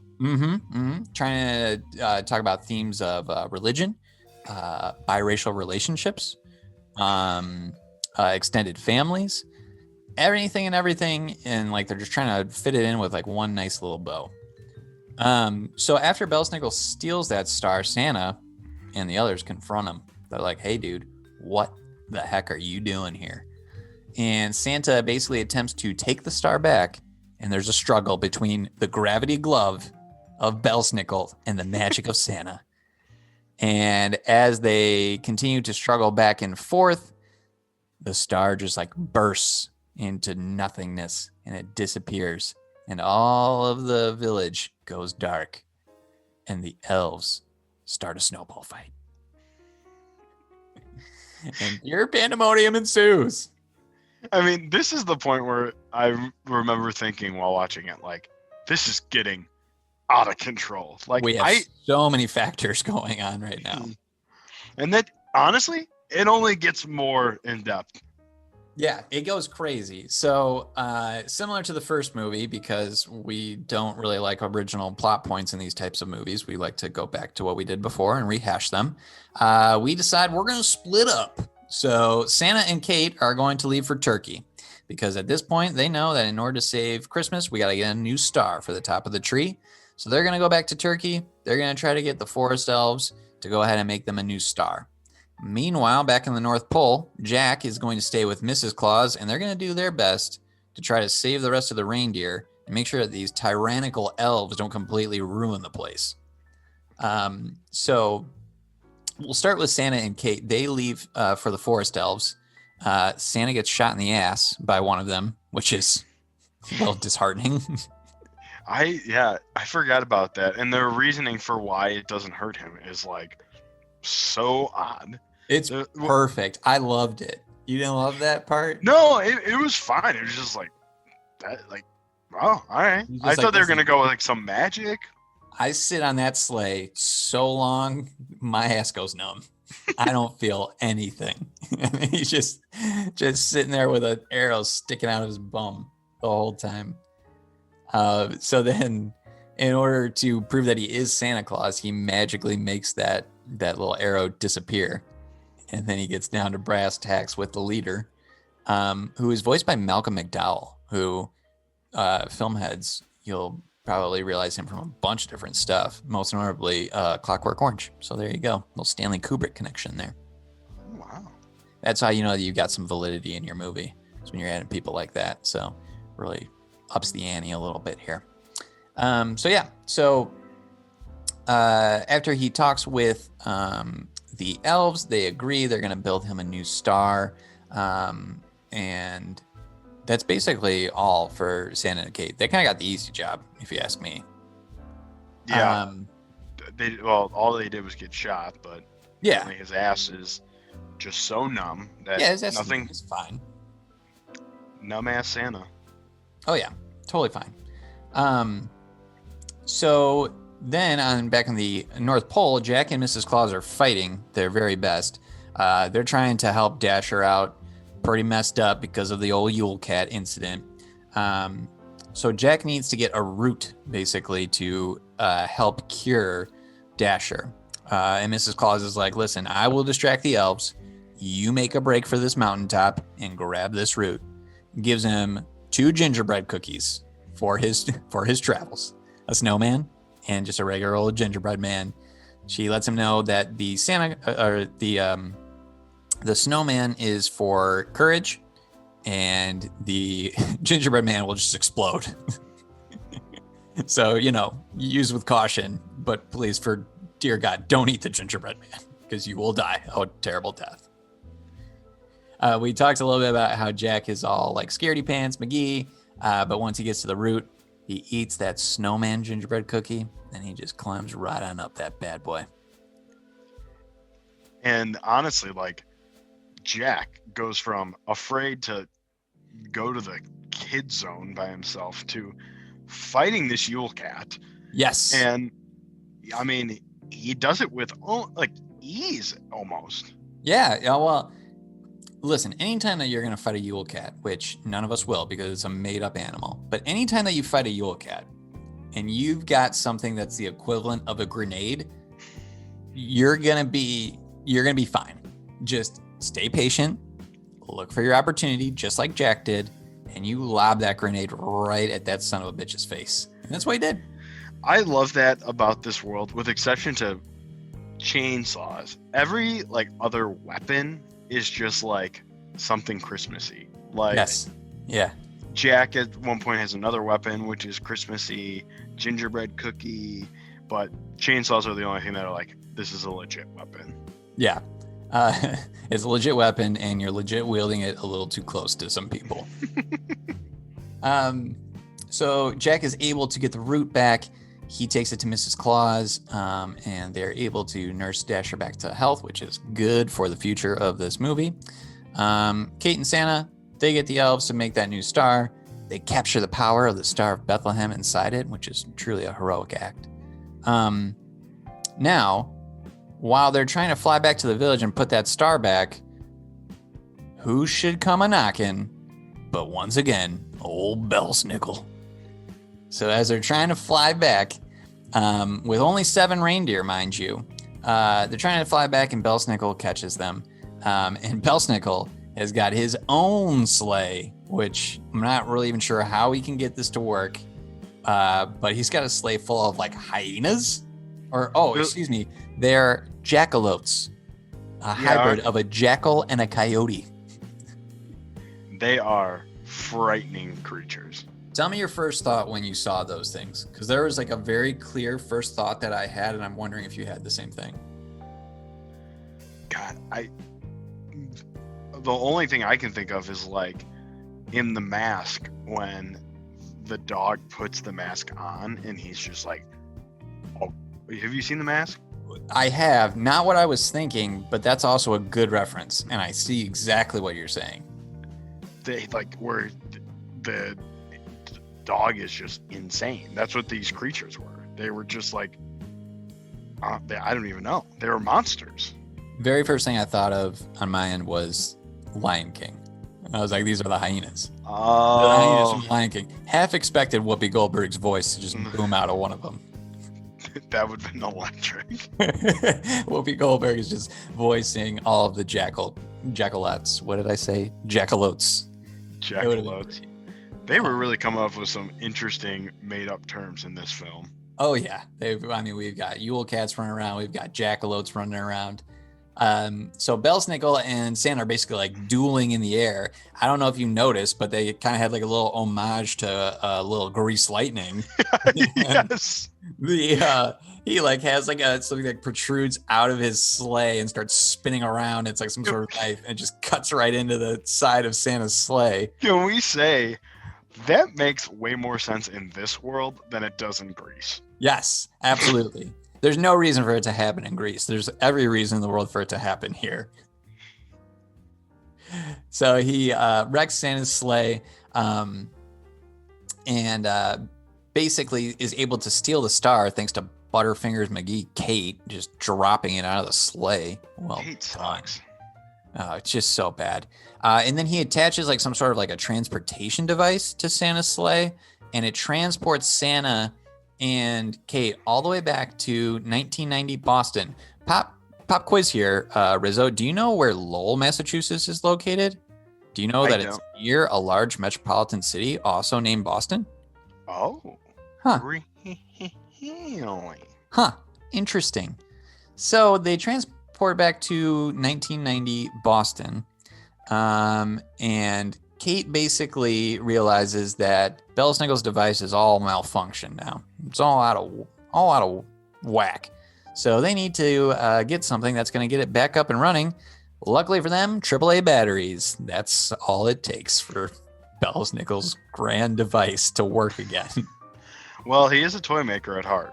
And he is. That's a good point. So AAA batteries makes complete and total sense. So her and Santa are now at the Boston airport. And so they need to go ahead and get those AAA batteries so that we can get on out of here. So she tries to go to buy the AAA batteries, and she is stopped by the attendant that's working there because she tries to give her a $20 bill from 2020.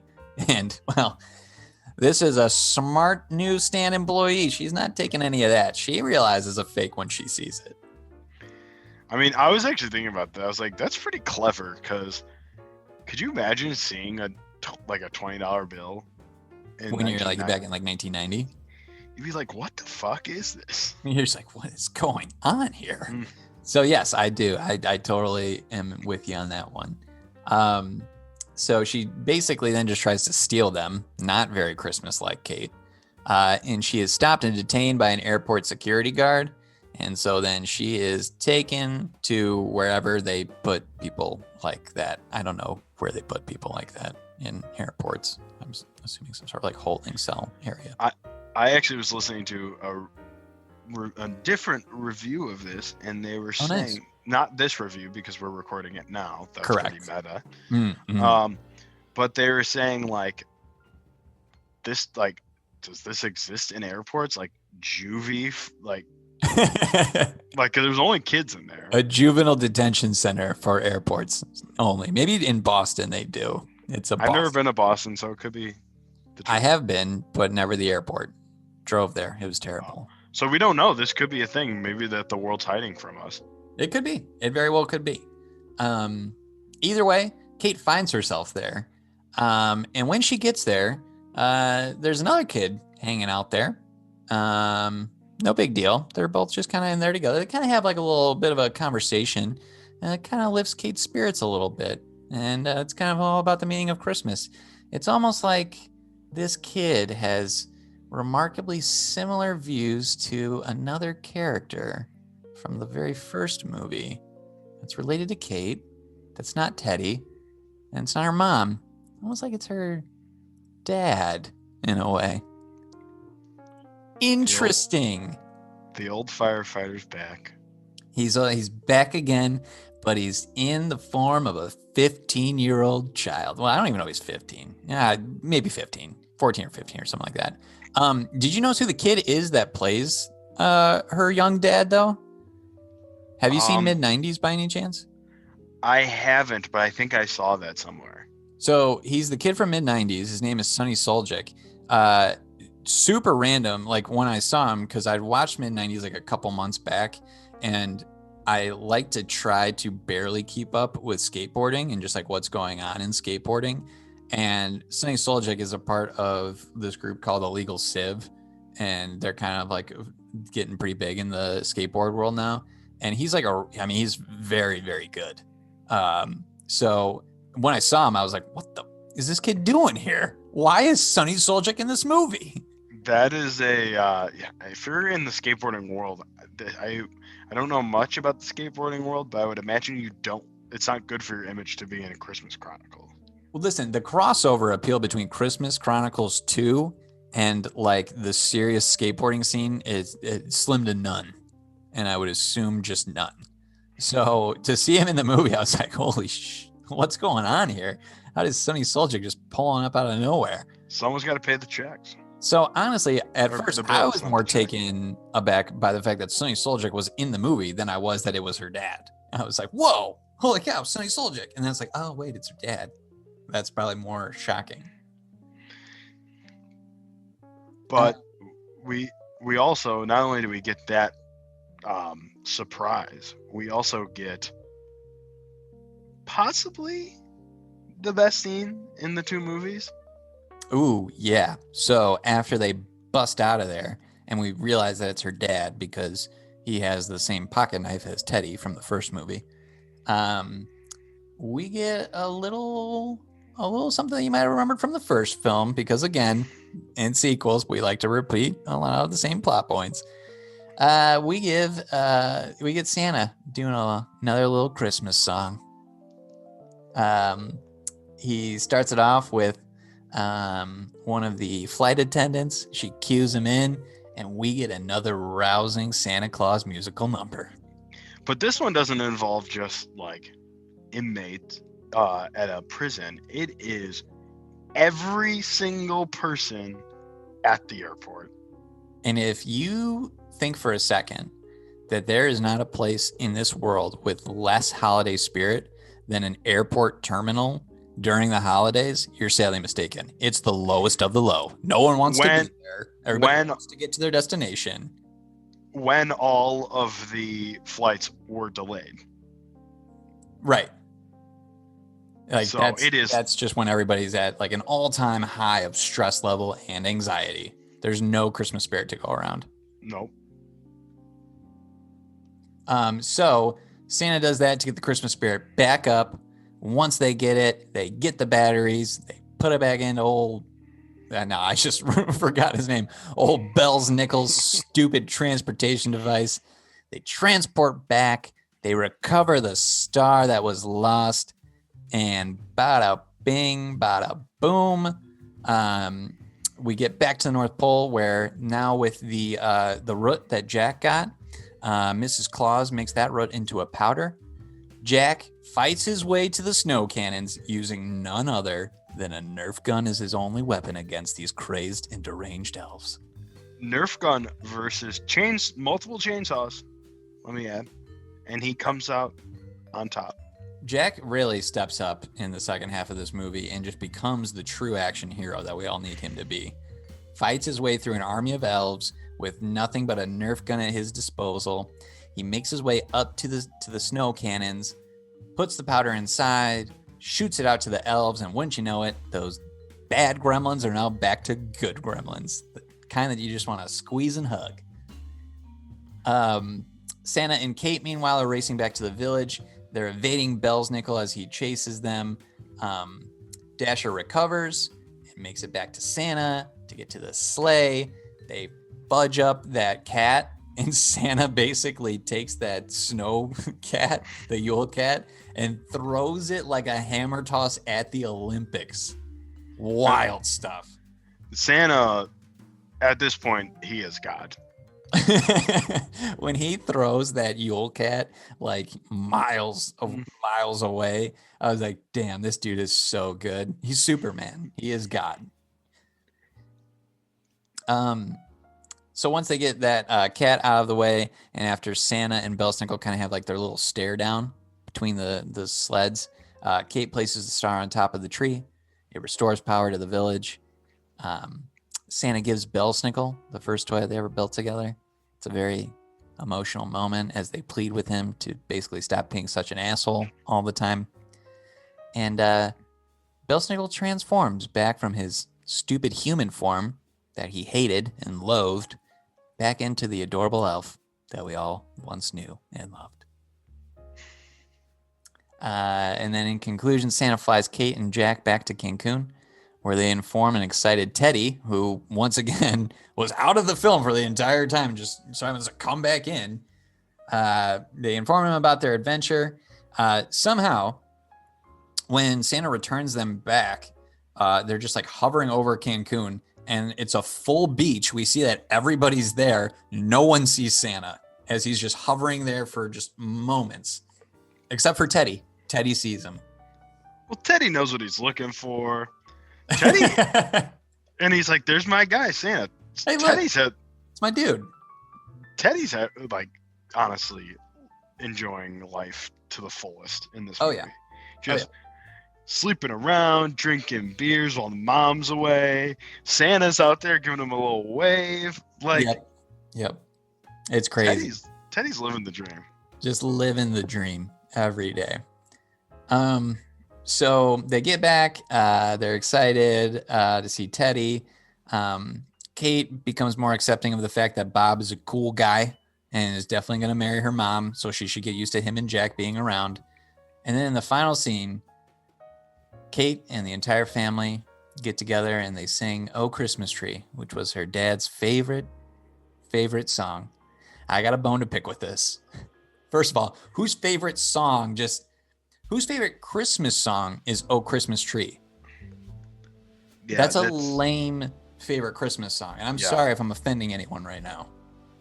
That's no one's favorite. And then to say that's your just favorite song ever? Jeez, Doug, come on, dude. Yeah, it's such a rough song. Like, but honestly, like any Christmas, that scene is kind of cheesy with any song. It's very cheesy. Because I was thinking, like, my favorite Christmas song, if like this was my family after I died, they'd be singing, "The moon is bright, the spirits up." Like that would be so. Singing Paul McCartney. And that's enough. Yeah, that'd be way better. But it would also be cheesy there too. Well, I mean, just think about if you were to like be in anybody's position at that resort and you just see 5 people holding hands on the beach all in a straight line and just singing "Oh Christmas Tree" into the void. Like, what? We need to call the authorities. We need to make this a Christmas tradition for this podcast. We need to fly down to like Cancun every year. No, I just think we go to when public places are a thing again. Just throughout the Christmas season, just hold hands and start singing a Christmas tree in a public place. We should just go to like Lakeshore Drive. Just get on the beach on Lakeshore Drive, stand in a straight line holding hands. Go to like a Bears tailgate. Just start singing. Well, we're not going to start singing a Christmas tree because that's lame, but we'll start singing a different song. I think we almost have to sing it just to keep the lore of the Chronicles too. Yeah. That's a good point. So yeah, that wraps up Christmas Chronicles 2. If you've made it through both of those, congratulations to you. You're a true trooper in every sense of the word. Any final thoughts about Chronicles number 2? It's real in depth. Did not know that the story was going to go this deep. It's so deep. It's crazy. It almost makes me think that they're going to make a third to make it even deeper. But hey, I'm okay with it. We got to get a third to hear about Mrs. Claus's infatuation with like having children in the North Pole. We got to figure out what that's all about. Maybe they're trying to get pregnant. Who knows? You know what I'm thinking? I think Doug might be their son. Oh shoot. A true line of true believers. Yeah. Damn, that's a good point. I didn't even think about that. If Doug is their kid, I will lose it. I will lose my mind. Yeah. I think that's really about the only thing that I will say is that Chronicles 2, like I said, it just jumps the shark in so many ways that it just kind of leaves you flabbergasted. You're just like, holy cow, that was a lot to take in. But honestly, I appreciate it because there were a lot of things the same, but it definitely is not the same movie, and I appreciate that. They went a whole different direction. Absolutely. All right, well, that wraps up Christmas Chronicles and Christmas Chronicles Part 2. So congratulations for making it through the first episode of Hey, What You Doing? Now, we will be picking out what we will be doing for next week's episode. So, Rizzo, do you want to explain a little bit about how we went about selecting the nominees for next week? We've got one from each side. Each week we'll have one album, one show, or one movie that we will be talking about in the next week's podcast. Obviously, if it's a show, we'll just be doing like a season by season thing because we're not going to sit and talk about an entire show. That would just be asinine. So each week we will have 3 nominees each. We will decide a weird way to pick what one we're going to do, and then we will pick it. So how did we go about getting the nominees for this week? Yes, so we asked our significant others their choices, and we will be reviewing one. We will have a way that we will pick one of the 6, and then that's what we will review next week. And I'm actually thinking we were going to do it. We each were going to choose a way. I think we should just do it your way this week. Okay. So the way that we will be picking this, I will be using my dog, Ziggy. I'll be placing 6 treats randomly around her, and we will designate a treat for each of the nominees, and whichever treat she picks, we will do. And also, don't worry, she'll just get to eat all the treats too. I'll split them up evenly, so no treat wasted. So why don't you kick us off? What are the 3 nominees that your significant other came up with? Yes. So Charlotte's movie will be Sex in the City, the movie. Which we've established neither one of us have ever seen the show, so that's good. Yeah, so it should be a good review. Should really know the lore. Then the TV show will be Real Housewives of New Jersey season 1. And excellent. I've watched my first half of a season of Real Housewives, not this season, or not the season that she has chosen, but Salt Lake City. Mm-hmm. And honestly, I'm kind of excited. I hope this gets chosen. And then her album is Jax Anderson, Heal, which I only know one song from, so I don't know much about it. We'll if that gets picked, we'll dive into it together because you had told me you had never heard of it before. No, I have not, but I'm excited to listen to it if it does get picked. Okay, for my significant other, I'm not gonna lie, I think Sarah just kind of cashed it in on the movie choice here because I got this out of her while she was sleeping this morning. The movie that she picked is The Notebook. I don't know why. I don't know what for, but sure, we can. I've actually never seen The Notebook. Holy shit, great pick. All right, this just got new life. For the TV show, I'm not sure if you've seen this perusing through Netflix, but there's a Netflix show called Dash and Lily.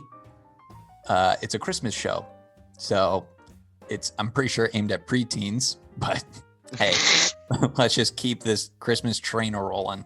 Okay. So she had that. She also told me about the HBO show Murder on Middle Beach, but I kind of already watched it a little bit with her. So I was like, well, we'll choose Dash and Lily, this weird preteen Christmas romance show. And then lastly, for the album, not sure if you heard, but Taylor Swift came out with a new album yesterday called Evermore. And we're not going to listen to that one. We'll listen to Folklore if it gets picked. So that's the pick for the album. So I guess without further ado, we'll take a quick break in the recording process, and I will set up the way in which this will get picked, and I will do a live play-by-play of my dog picking this. So hang tight, folks. All right, so we are prepared now for the picking of next week's topic. I have my wonderful assistant, Ziggy, my dog, hanging out with us. I have 6 Greenies treats because I promote good dental hygiene for your dogs. The 6 pieces of paper are on the floor here. I will set 1 treat at each of them, and Ziggy will hopefully not eat them. She's laying down and eagerly anticipating me letting her loose. Okay, stay Ziggy. Well done. This is great radio. Everyone can truly see what's happening. Okay. I can't even see what's happening. You can't even see what's happening. I'm going to tell No, I like that. I like that I can't. Okay, you actually still won't be able to see anything. Okay, I am now taking my dog Ziggy and placing her into the middle of the treats. She's a very heavy dog. Okay, she's now sitting amongst the treats. We will now see which one she picks. If she's not scared out of her mind. Go ahead, Ziggs. Oh, we got a winner. Oh, wait, no, no. Oh, never mind. Go ahead, Ziggs. Go ahead. Go ahead, Ziggy. Get one. Oh my God, this is so intense. She just won't take one. Go ahead. Go ahead. Get your treat. Get your treat. Take any one of them. Go ahead. Go ahead. Come on. Oh my God, she's too petrified to pick a treat. All right, it's time to call in reinforcements. My other dog. She'll just grab one. Oh, the peer pressure got to Ziggy and she picked one. And it is Heel. Oh, and now she's literally eating all the treats now, apparently. Well, you had to have the excitement, so. I had to have the excitement. I had to have the pressure of the other dog. Okay, well, I'm going to edit this so that this will be all that we'll talk about. But for those of you that are interested, my dog picked Heel for next week by Jax Anderson. So we will be listening to that album. We'll give you a track-by-track breakdown of everything that's going on with it. We'll have reviews, all of that. So before next week, make sure that you listen to that album so you're ready to discuss. Any parting words, Tony Frisco? Nick's Place, my new favorite bar. Nick's Place, new favorite bar, Christmas Chronicles, go watch them. Heel, listen to it by Jax Anderson for next week, and we will see you all then. Have a good one.